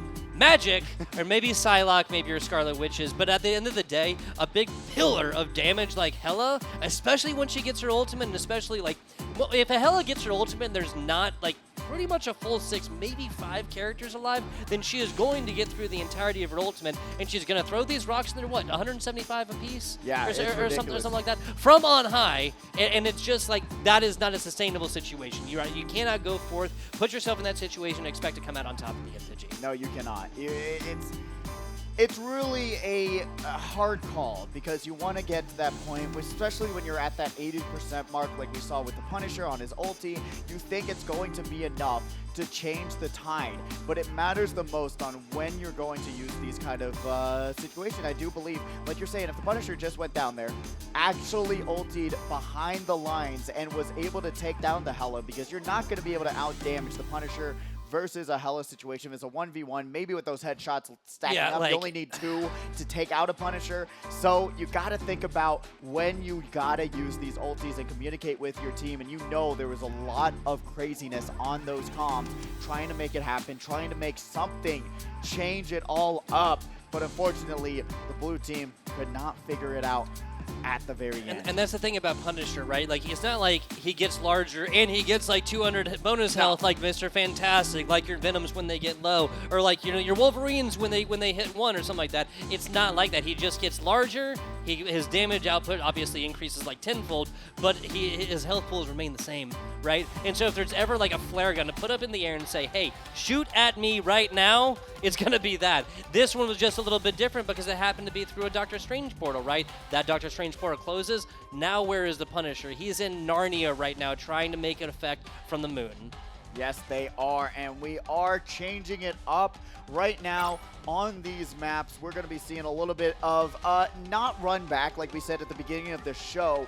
We are going to be able to see at least something new, but we got the bans coming out from these two teams, and we already know, and they already know, who they want not to see. We already got a healer ban from Mantis and then a magic ban coming out from Red Team. They know how dangerous they are. They know how much of a disaster it can be. But Mixed Beast and Kalzu, both of them, such a good together DPS combination. But going forward, we're also going to be seeing the Moon Knight getting banned as well. It's one of those things that you got to think about going forward. But what is the Red Team locking in? Nothing? Oh, Psylocke. There we go. Psylocke at the very last second. That's what we wanted. That's what we wanted. I really love like the. Can make all the difference. Yeah. So blue team banned Mantis and Moon Knight. I love Shevmaru's right there. He's like, no, I still want to go Mantis. I'm gonna lock it in right here. I'm gonna leave it on as long as possible. No Psylocke. No magic here for the side. The blue squad. It's gonna be healer and a DPS banned for the blue team, or banned for the red team by the blue team. Yep, and Gotman going right back at it again with that Penny Parker.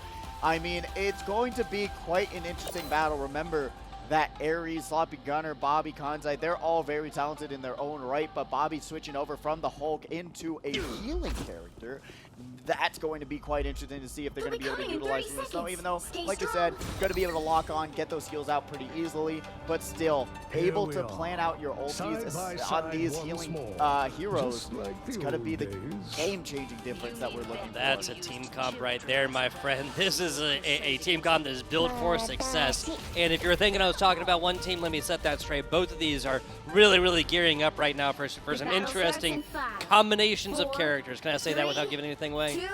Interesting combinations. That's clearly going to be Psylocke getting locked in. That's what I'm saying. Hulk, though, is also going to be one of the things that you should expect going forward because he's just been really strong, especially with those shields. Be able to close that gap, give yourself a little bit of space because you're going to be finding yourself stuck in this little alleyway for a majority of this game, but now we're seeing the Scarlet Witch teleporting up, trying to take down, and they do. That Iron Man just gets sniped off the face of the map. Kaizan as the Hela once again, her coming forth and providing all the advantage in the world. Spider-Girl, or Penny Parker, coming and getting a lot of damage, forced to retreat back a little bit. This is going to be Dova Queen with a tough ask in front of her, and the Scarlet Witch going to be taking the first real effective pick in this team fight. Yep, we got the Hulk down, going to have to back off. Really great defense from the blue team so far. They almost got closed in on, but right now you're going to be seeing that Doctor Strange being utilized by Ares. That shield is just so strong.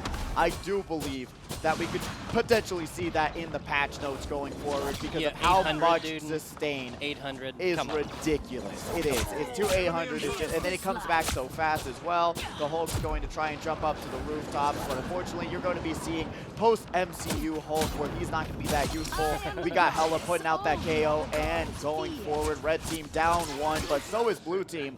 So an even 5v5 battle going into this one. We've got this Cloak and Dagger ulti into the Invisible Woman ulti, but we've got that hook into the headshot. Winter Soldier is going to be able to push back Keyzon.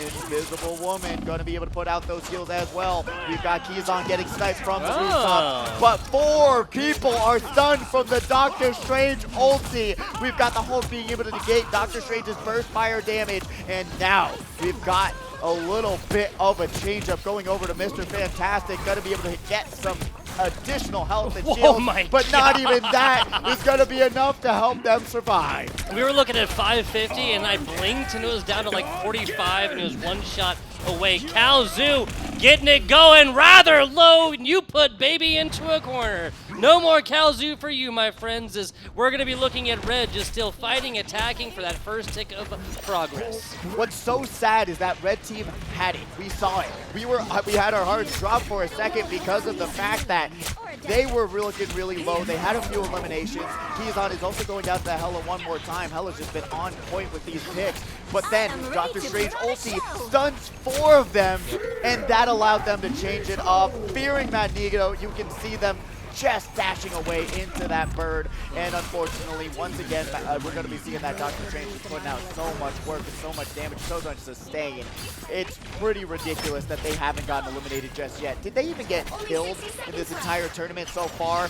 But this is going to be a huge hold right now with a minute to go. Blue team is currently going to be able to have the setup they need to hold it on.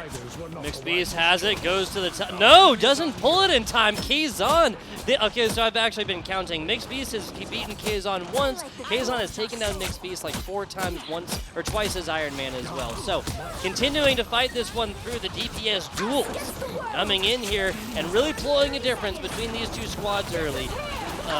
Cloak and Dagger Ult, answered by Cloak and Dagger Ult. All right, nobody's going to die on point for a while. As I say that, no! Oh, you jinxed it. Caster Curse. The Dr. Strange ult is going to be able to stun 2 of them, but 2 people go down on the side of blue team. Currently, we're going to be able to see that Hella ulti, and that's going to be damage on damage on damage. Double kill! Going into 3 potentially. Is they're going to be able to see that? Oh, healer at the top. Dashes right up, trying to take them out. 1 HP. Cloak and Dagger. No! More like 2 funerals having to be planned. What? Make it 3, because that Scarlet Witch just decimating.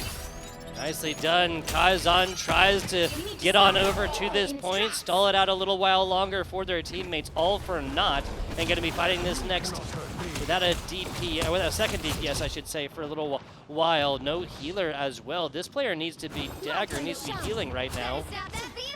Yeah, you really want to keep them topped off, especially in this next choke point, because a lot can go wrong, as you see. Sloppy Gunner's health bar going wrong as well. Knows exactly where that med kit is, gets themselves back up.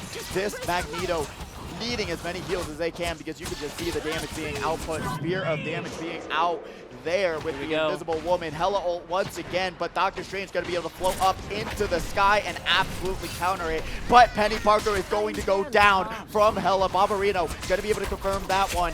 Going forward, Hella still trying to push them back.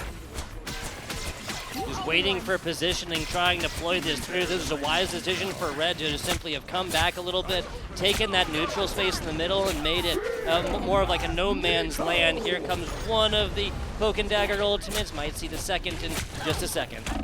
We'll see, but blue team going to be able to push once again, going forward, trying to just stay alive as best as they can, going back and forth, back and forth, back and forth. Red team losing 3 of their players and having started all the way from spawn, make that 4. Blue team's going to be able to hold on to this defense and push them back. 1 minute to go, but whenever 1 minute strikes, we know Red team knows how to strike back and clutch it up.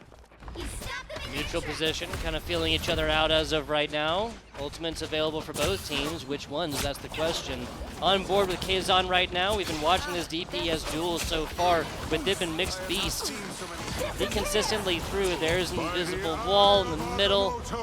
Luna Snow getting a little bit of flag, but willing to come all the way back from this one. Sloppy Gunner doth fall. They were going to really need that that Scarlet Witch in the next right here. Here comes the stun. Nice headshot as Keyzon puts another one against Mixed Beast. That is crazy.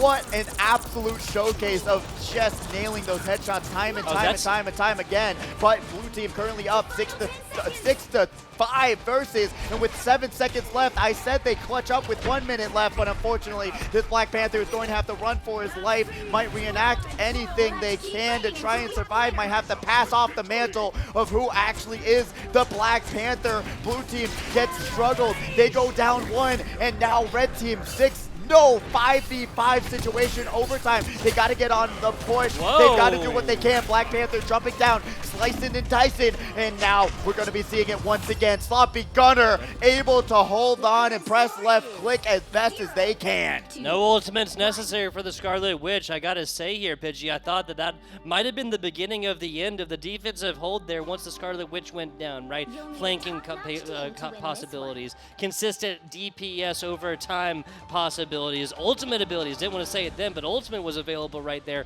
for that Sloppy Gunner player. Now, they come right back as the Scarlet Witch and get it done in the overtime type situations, and now we're not going to see very, very long that this attacking squad has got to go after they've opened up first point.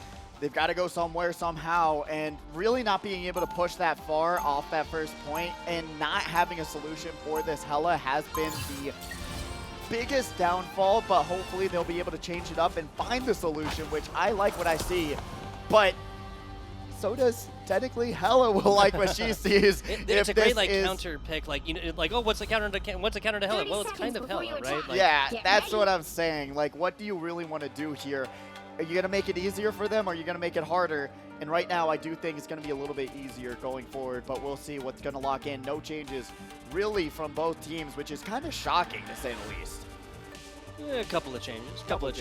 Try to keep them on the toes, One main thing I can see from either squad, no specificity. Exactly. That's what I'm saying. Trying to keep it broad, trying to keep it ambiguous so they can't get ready for what's about to happen, but the defense is... 6 Black Widows again. I can't believe it.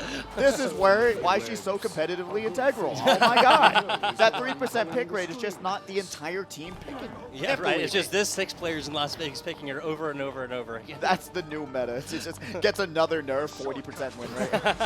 Oh no.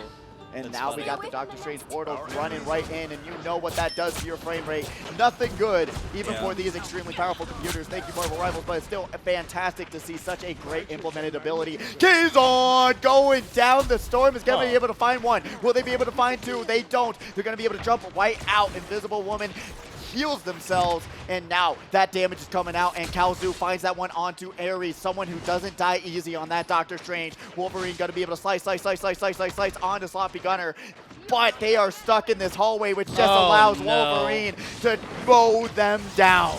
No progress on point whatsoever. Burst healing getting provided right there from Fabrino. Trying to stare down the Maul right now. That's big hits. Now damage down bottom onto some supports as well. This is going to be much easier said than done. A little bit closer and farther away, Kalzu takes down a huge source of damage in the form of Kalzu, and their other DPS is running back as of right now. Blue needs to come back. Oh my God. Yeah.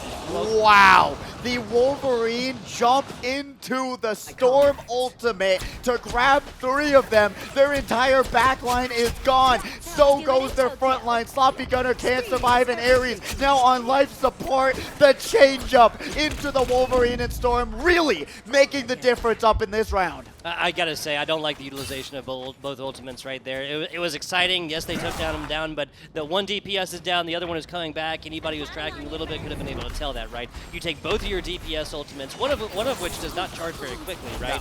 No. And you utilize them in both right here. Now, really, what are you staring down the barrel of? A stun from Doctor Strange doesn't do much by themselves. Spider Time from the Penny Parker doesn't really do a whole lot by themselves, and that is notwithstanding talking about the support ultimates that, again, much more defensive than they are offensive. Ares switching over.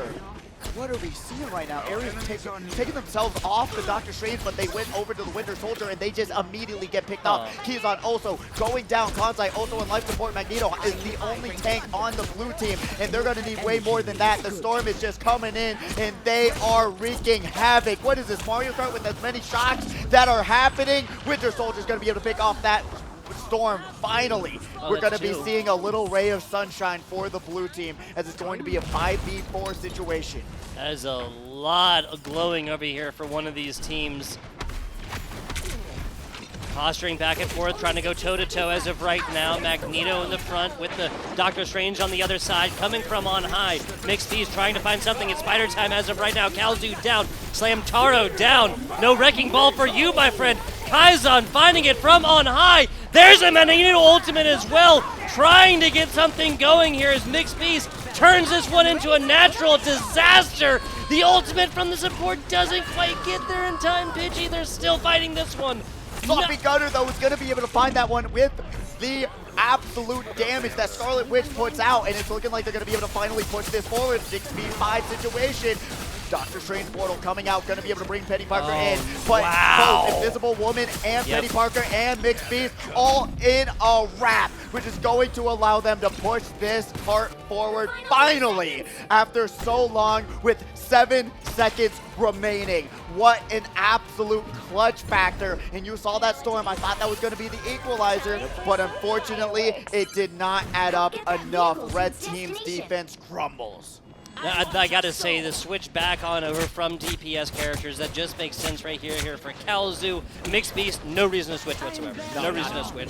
Kaizen also been doing fantastic stuff thus far. It's gonna be a Winter Soldier versus a Winter Soldier here. Kalzu on Ares, excuse me. Yes, Ares actually talking about big game about their Winter Soldier. Let's see if they're gonna be able to live up to the hype. Hella pointed out that first, but unfortunately not going to be able to find anyone on that. He's on still looking healthy. Blue team looking extremely healthy. Red team getting shredded little bit by little bit. Keyzon and Ares finding Penny Parker and the Winter Soldier, and Hella. 3 are down, and that will confirm it. Blue team will be able to take this first round without a doubt. Did you have any? Because I did actually, because they had 7 seconds to push it forward, and they were able to clutch up and throw down. Yeah, that's just as quickly how a round ends 2-1, where it very easily could have been 0-1. Like, yes, they had progress on their first point, so it's like a 0.5, something like that. For all intents and purposes, would have been a 0. Excuse me. Red almost brings this one through. Hey, you love to see the Magnetos get play of the game, right? Hey, there you go. You know what? Fan favorite in the house. Sloppy Gunner with that 27-6 on Scarlet Witch. They have not changed off of that at all, and it worked out. And potentially Ares' switch to Winter Soldier could have been the damage they needed to really put out that push. And unfortunately, we're going to be seeing a hugely close battle between these damage charts if you just go down the line. Unfortunately, Slam Taro's Doctor Strange just getting countered by that Magneto. Really, just from the stats. Yeah, and if you look at like Ares as well, the fact that they got 24,000 damage blocked before they switch off of tank is insane by itself, leaving all of the damage blocking capabilities to Mana of Jump. That Magneto player flirting with 20,000 right there is very respectable, but the fact that they got 24 before then is insane. Yeah, almost Taro, 34,000 damage blocked, the most in the game. Yeah, I'm looking at 28,000 right there for Kanzai. Yes, it's 96% accuracy. Yes, Dagger's shots are homing, right? So you don't really need to, yeah. No, that was just extremely accurate. What can you say? It was just we got to check his computer. Does he have aim hacks on right now? What's going on? There you go, right? 96%, that's not doable. Not in a competitive format. Anybody who's played Cloak and Dagger knows that Dagger's shots are kind of humming right there, and then obviously it's just the block on with Cloak. So as it is, any changes necessary really here? Honestly, I mean, this was such a close match, dude. It was, and it's tough, right? Because we saw that Storm Wolverine combo work so well on that defensive push, able to just stack up those ultimates side by side, jump in, allow Storm to also jump into the backline as well, switching it off, trying to figure out what they can do after that. They started to actually falter. I really don't exactly know going forward. What do you do into the next round, especially changing up game modes, changing up what you have to do? I couldn't say exactly until we get into the game to really figure out where these players are going to want to find their home and figure out how to stop what this other team is putting forward. And right now, it's just great defense, great capabilities of utilizing their ultimates, communication as well, saying, hey, I got this person's low, and they're able to instantly track to the next player and take them out of the fight. So it's hard to say. It is really hard to say. Also, the comms that you just described right there, very like effective, right? Me, it's just one shot. Where? They're over there. Yeah, they're over there. Get them. By the. Yeah, right. Or even better, mixing up Iron Man, Iron Fist, Black Widow, Black Panther. I do that all the freaking time, dude. Yeah, but it's one. Guys, he's one. They don't have an Iron Fist. What is Tugboat talking about? Like, you know what I'm saying? They don't have. Iron Fist from the skies. Can't you see that? We're playing Marvel Rivals. Why are you referencing Modern Warfare 2? What are you doing, bro, Tugboat? bro, I know, the it's- ghost, dude. No, you got me, dude. I don't know why I keep saying that. No, I do that in my comp games like literally all the time. I don't know why I do that. My Like, brain. ugh. Put Brain no good. Brain no good. Put Cloak and Dagger and Invisible Woman right in front of me. I couldn't tell the difference. And that's the other what's thing, happening. dude. Like, yeah, they really, they would have been hard pressed to make two characters look more similar than they do with not Ty. It's Ty and Tandy. Tandy and the Invisible One, Mrs. Reed. To you, sir. Yeah, it's interesting because I really do believe it doesn't matter that much because they're both just healers. They're in the back line. Until the ultimates come out, then that's what matters the most, and then you're really able to differentiate between the two. But we're going to have our first bans coming out. We got the Moon Knight and Magic, or could we call her Ghost? And then, wow, Storm is going to be the next pick, which is very smart. That was the one thing that was crumbling their defense, and then going to be able to see that Psylocke, even though I don't really think the other team has a Psylocke player that's going to be very consistent with them. No healer bans or anything else. Yeah, who would that have been? Kaizen? I think maybe Kaizen. Sloppy, maybe Man of Jump. Man of Jump Sloppy was Gunner has playing not tank. moved off of Yeah, Scarlet the Witch. Scarlet Witch at all. And Man of Jump, I believe, was playing mostly tank earlier. So Yes. it just kind of makes sense for, I mean, the only person really possible here is Kaizen on board with that. A unique pick coming out of Yachtman?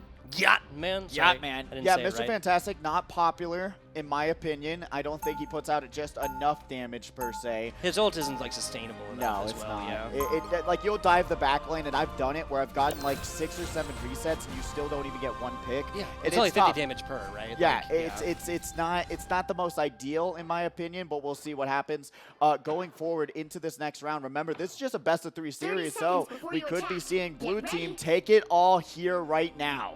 Yeah, there'll be two rounds away from that one as we head on over to the Royal Palace. Royal 20 Palace, seconds beautiful. till we open up this one.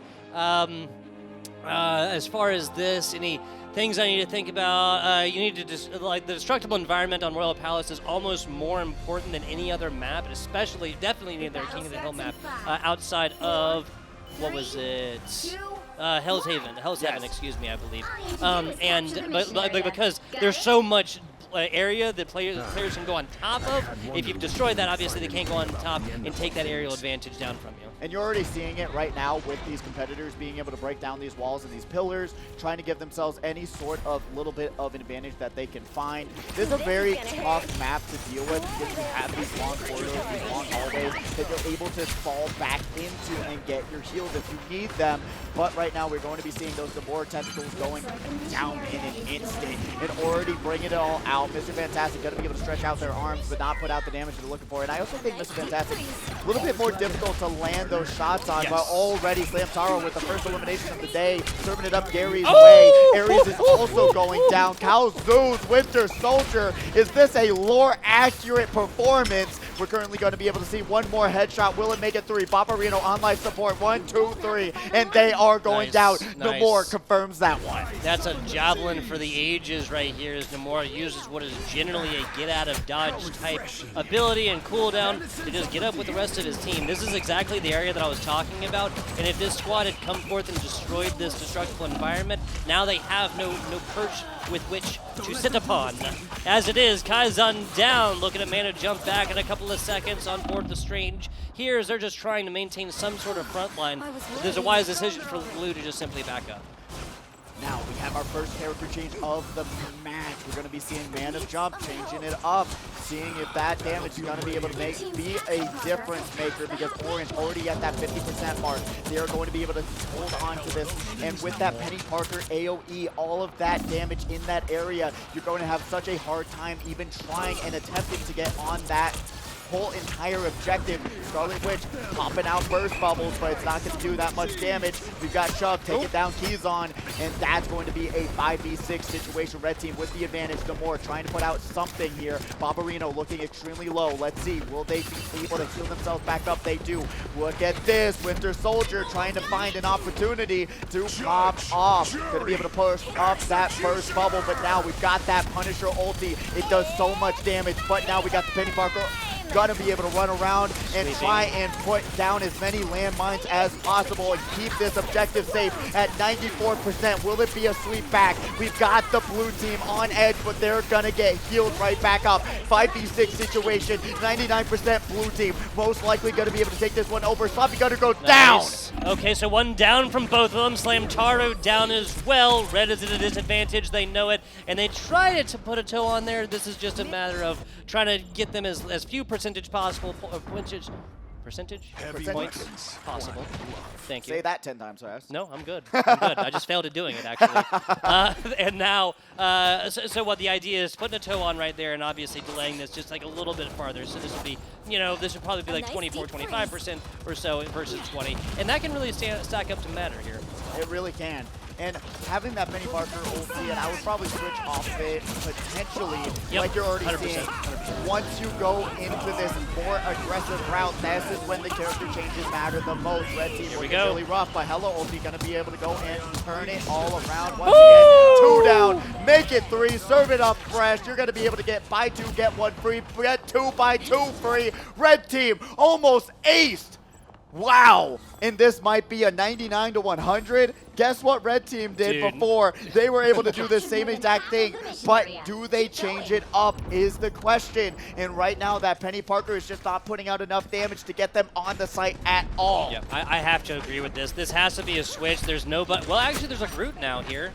Okay, so a little bit of a different story here. I was going to say, like, Penny is just useless by herself. Like, if she doesn't have some sort of wall, she's just a big bullet sponge. And not really that much more. Here comes the utilization of those wood walls. There's the iron wall. There's Ares down. And now Namor's going to be able to also pick off Sloppy Gunner. 3 of them down, 4 of them down as well. A 2v6 situation. The Groot switch up is going to be able to place the walls down for success and give them an opportunity to push them away from those barriers and bring them down into the Coliseum and confirm the first round. The Royal Palace has been captured by Red Team. Nicely done. Blue gets a little bit towards their ticks of progress, but not enough to take down that first round. Now, if Blue wants to take this down to 2-0, Pidgey, they're going to have to take down Odin's Archive in the third map as well. Yeah, and I am curious, will there be a change-up? We've been saying it time and time again. I know we're sounding like a broken record, but if something's not working out, do you keep doing it? Let me give you the definition of insanity. Let's hear it. Doing the same thing over and over and over and over again and expecting different results. And that's something that we actually did see. That's my Thursday. That is true. That's my Friday, actually. Trying to slam my head down and be like, please, Fortnite players, do something different. But that is what we're going to be seeing right now is a change-up even from the Red Team as well. So that's going to be quite interesting if that's going to pay off. But the group pick came in clutch. They were able to wall off, push them down, and literally funnel them into Namor and the Winter Soldier, and they couldn't counter that damage. So really great work from Red Team right now, being able to adapt and utilize everything at their disposal. And it's really all about, it's really all about that, picking from your pool of talent, right? Obviously, there's some players like Sloppy Gunner that really have shown a penchant for one player and one player only, obviously, as well. It works pretty well within this composition so far. At the same time, what we haven't seen is a Sloppy Gunner multi-kill off of their ultimate in quite a while, though. So maybe that's something to consider. It is. They're putting out the eliminations, they're putting out the damage, but unfortunately, Scarlet Witch's ulti is just not good right now. It takes way too long to pop. Right when you hear it happen, she's literally holding herself for about 8.5 hours, and by the time that happens, you're going to be able to pick them off. And already, we're going to be seeing Red Team almost getting clean swiped. We have Captain America on a very low situation. So is Penny Parker, but now Kizon going to be able to get those heals that they're looking for. Penny Parker's fighter time going to get countered from that Hela. Going forward, we got that Winter Soldier also trying to find an opportunity. Scarlet Witch once again just opting to just not really worry about the ulti, but rather holding down left click and confirming a lot of eliminations. Blue team's going to be able to grab back that point advantage. Yeah, 31% down now. No deflect coming in from Man right here. And I'd hate to sound negative, but I'm going to beat the same drum. I really don't feel like Mr. Fantastic has a place at these higher levels of competition. I don't think so either. And it always hurts to say, especially when you hear the commentators say it, but it's just the reality right now. We have not seen them put out the sustainability and do what they need to help their team out, especially in a time like this when you have this 1-0 advantage on these match points. You got to be able to just sacrifice yourself for the team and do something. Really? You currently hear the team comps and the synergy coming out on the stage all the way up here in the commentators' booth. We've got the Captain America dashing in, taking down 2. They are a 4v6 situation. Captain America jumping down, taking down Sloppy Gunner. Scarlet Witch no more. We've got the spoilers from that new Doctor Strange movie, but Doctor Strange is nowhere to be found. Winter Soldier going to be able to try and put out as much damage as they can, but they get chased down. The Winter Soldier no more. Red team takes advantage of that point. They're working their way up to even this game out. Yeah, and here's the other thing. What you do not want to do is allow Mixed Beast to get the boops onto you. We have not seen any environmental kills thus far. It's very easy to get into that right there and just get a little bit of tunnel vision and forget, hey, there's a bottomless pit of abyss behind me. I have jumped off these ledges so many times as Jeff the Shark. Don't even get me started. But we have that Hella ulti. Gonna be able to grab one, grab 2. Okay.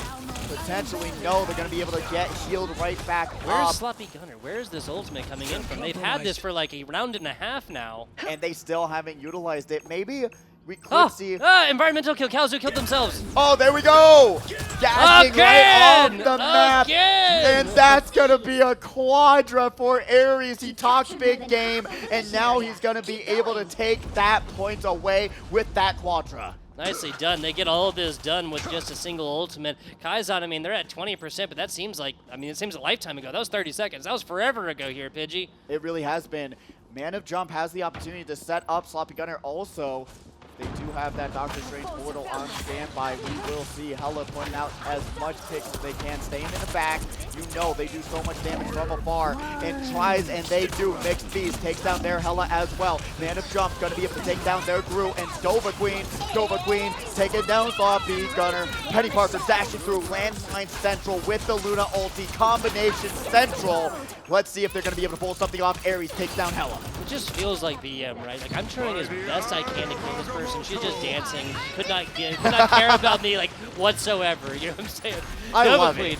Taken out right here as the Mantis going to have their work cut out for them as they're just trying to keep players alive. A lot of low damage in the middle, and that sustain is not going to be enough. No burst healing here for the Mantis, really. There's 1, there's 2, a little bit on the backside. Gotta land those, and does so close. That was insane. Mantis really sniping Iron Man out of the sky. Kanzai going to be able to find one onto with Hawkeye, but now going to be able to see this Hawkeye, or this Hella going down, had the ulti at the very last second. Red team is just crumbling. Their health bars are gone, and the overtime is done. This is going to be a 1-to-1 situation going to Bifrost Garden. She's chilling at like 7 health right there, Pidgey. She presses Q, goes up. Yes, there's nobody else down bottom, but once you pull that, everybody's attention is going 180 degrees upwards, just immediately. Like, whether that's a block, whether that's a movement ability to get out of the source of danger, or whether they're just trying to get it that 1,000 damage in as quickly as they can, everybody's going to be looking up there. Nothing doing. That is a brutal, feels bad, man, for Mixed Beast. It really is. That ultimate is so strong with Hella too. It's it could have been stupid. It could have honestly. been imagine how much stupider it was before the nerfs, but it could have been the difference maker of that entire round. But the Bifrost Gardens looking as good as ever. Ragnarok has not happened just yet here, so we'll see how it's going to go down right now with 10 seconds to go. This is a very brutal map, and I unironically think this is the map where you potentially could bring Jeff out and change it all down. I knew you were going to say that. It's the perfect. It's literally made for his game mode. 150 healing per second. Normally, no ultimates available, and you can hit multiple players, and it's got a solid little range on it.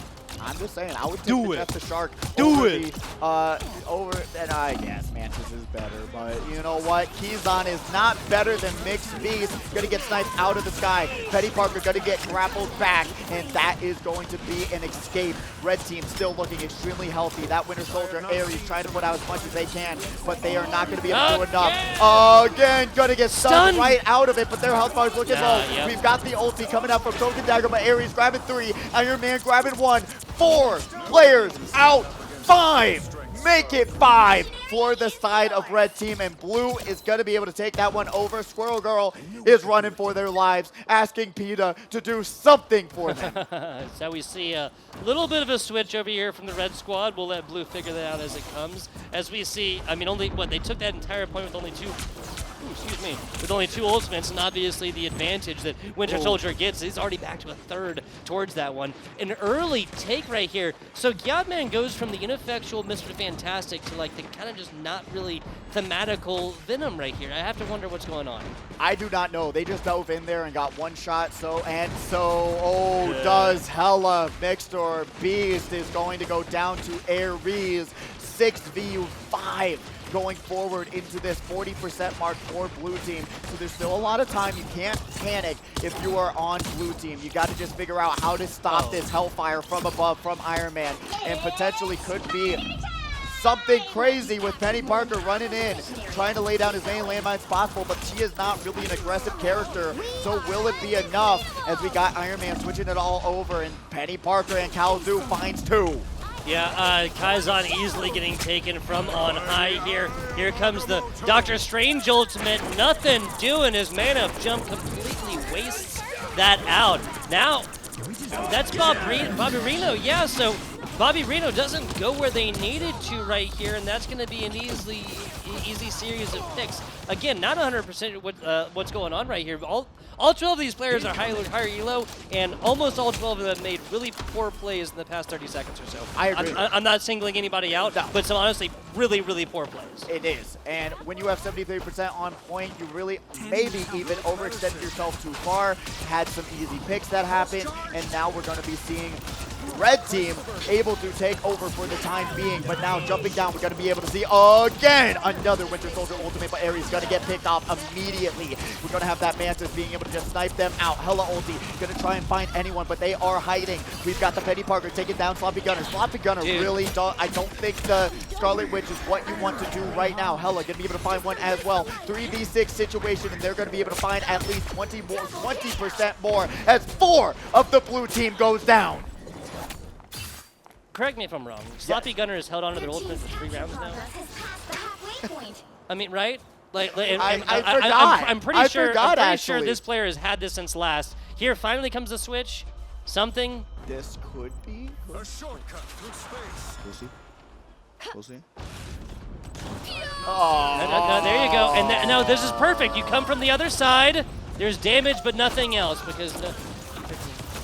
It is what it is. Back to it. Aziel falls right here. Try to build it up. Yeah, like, I mean, it's going to be so hard for you to do anything from, like, in the air when you have Kaizan, when you have this Hella player on the other side. Just absolutely hurt. And now we're up to 83%. The Cloak and Dagger ulti going to be able to land down that AoE healing and damage. Blue team really actually looking healthier than you could possibly imagine. But now with the double ultis back to back, there's going to be a huge amount of sustain from both states. But right now, we do have red team having a little bit more of an advantage. Dova Queen going to be able to grab one. Going forward, blue team only having 5 players, 5v5 situation as well. Dr. Strange grabbing that one onto Mantis. They are going down. Red team, one after another. Sloppy Gunner is able to clutch it up. All right, folks, just to remind you, this is blue team up 1-0 in a best of 3. 19 points separate them in the end of this tournament. If they take it down here in Dom, they'll be taking it down 2-0. This is last gasp territory here for red, and they are fighting for all of the oxygen right now, like they need their next breath. It's all here, trying to get the AoE damage. A trade, no Winter Soldiers left in the last of this. Dova Queen taken down a little bit early. His utilization of ultimates a little bit late here. Super low is all of red. They have ultimates available. Sloppy Gunner chooses not to pull ultimates at the very end of this. No ultimates for the Scarlet Witch whatsoever. And blue is still going to take it down. Fantastic job as that we have in our victors. Oh my God, a clean defensive showdown of the century. Blue team just says, hey, jump through the portal into my arms and into a clean ace elimination. They will be our first ever victors for this Marvel Rivals tournament. They have shown up and shown down, and Man of Jump will be jumping into a pool of cash money with how much they have done for their own team. Scrooge McDuck status right there. Face first into some cash. 33-7, I'd say. They earned it here, Pidgey. Taking a look at some of these other numbers, Bixby certainly had their number taken when they were playing on the Ironman Plenty, but 32-11 does not happen by mistake. A fantastic job from the healing core here from the red squad. That is Shove Imaru and Dova Queen, both right there, 18-10. Fantastic stuff. 30 assists from Shove right there. Crazy stuff.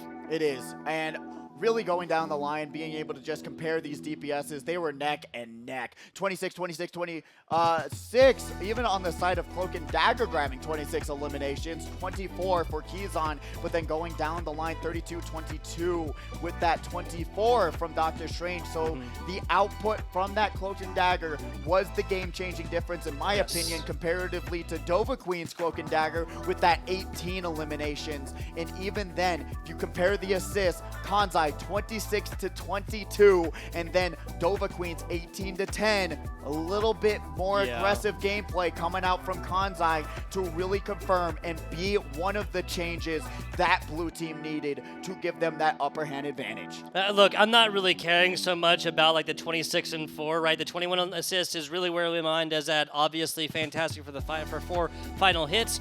30,000 healing versus about 17 on the other side for the other Cloak and Dagger. Both of them playing Cloak and Dagger the entire time right here through 3 rounds of King of the Hill or Domination specifically for this game, right? Crazy stuff, but these are the kind of comparable stats on the same kind of healers that cannot be sustained throughout a tournament and expect success at the very end of it. A fantastic job, man. We had some one-sided matches a little bit earlier. You cannot say that about either of our playoff games thus far. No, not at all. Especially going into, like you said, playoffs to grand finals. These were neck and neck matches, and it shows that you can't be stagnant. You can't just confirm and play one character and main one character. You got to be able to think on your toes and realize what is going wrong for your team and how you can be that solution that they're looking for. But unfortunately, a lot of these teams could not be that game-changing factor. But at least towards the playoffs and grand finals, we got some insane gameplay down the line. Some fantastic gameplay. Most effective, if we wanted to give an MVP right here, it'd have to be maybe one of the Hellas.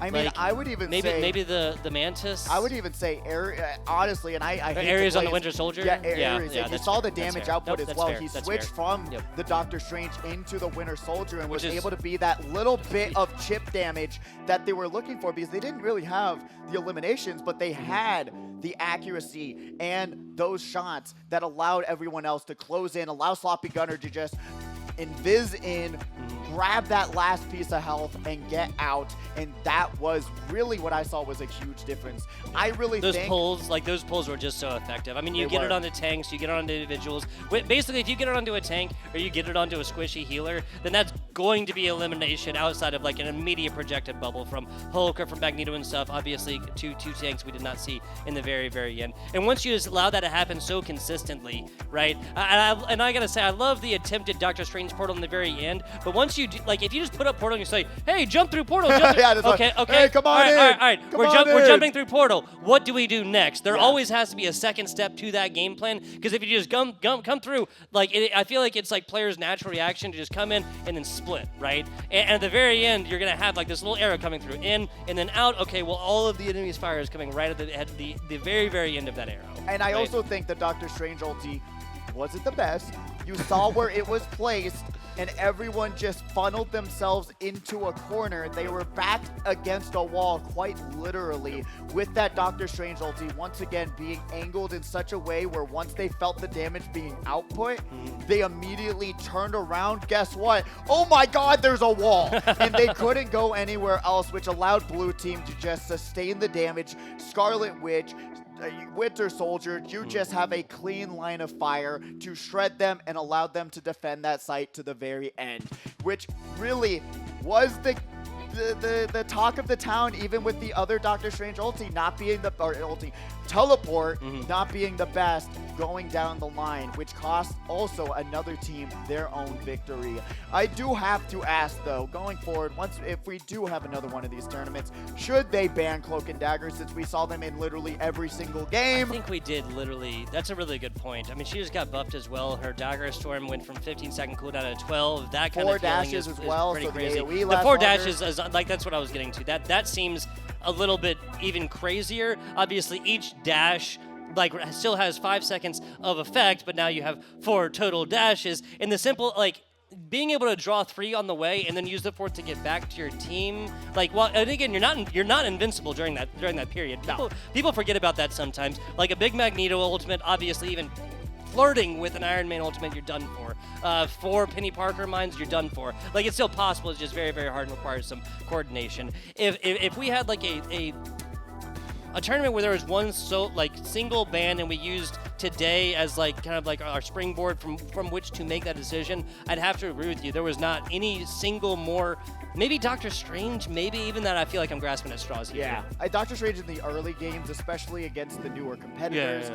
They didn't know how to counter it. Ares, like we saw multiple games in a row, 0 deaths, did not understand how to stop that Doctor Strange. But towards the end of the line, you saw that Doctor Strange kind of go away and not be as impactful towards those final rounds. Sure, they were helpful. Sure, the shields blocked a lot, but they were not the game-changing difference like we saw Cloak and Dagger be game after game after game after game. Yes. That was the deciding factor. I mean, even Storm was extremely strong, so they got banned out. That was the counter that they put forward, especially during these domination matches. That was really an impactful sight to see as well, which we will most definitely see a nerf into the next season with this game or the next patch notes, because you saw how broken that Storm ulti can be. I feel like they wouldn't ban Cloak and Dagger because every team was using it, right? If there was one team that was like using it better than the rest, then perhaps Cloak and Dagger would be on the chopping block as far as bans and stuff. We also didn't do protect rounds either in this. So, I mean, I guess, sorry, within game we didn't do protect rounds. They may have done it like here officially on the stage, right? We're not privy to that information. But obviously, like that's how you do it. That's how you do a ban stage, right? You do one ban, one pick, or one protect, excuse me, one ban. I think you're onto something here, Pidgey. I think you're onto something. With that, though, I believe we're kind of reaching towards the end of this one. I want to give a big fat shout out to our production staff here on the day. That is Megan, that is Oliver, that is Mike down there at the bar. If you're thirsty, go see him. And everybody working behind the stages or in front of the lights and the sounds here at the HyperX Arena. Very appreciative of it. And me and Pidgey are just 2 guys screaming about esports without you guys, really. If you liked what you heard, bam, right there, FBI _tugboat. Writing by Pidgey. If you like Thanos, to hear baby. more. Oh yeah, there you go. I love you. That's what I'm talking about. I thought you were going to do the snap. Well, no, it was from Squid Game. I love you. Got you. Yeah, all right. No, it was like, I like you. I messed it all up. It's all good. I thought we were going to snap to end the show. Right? That would be a great way to do it. We'll see you around.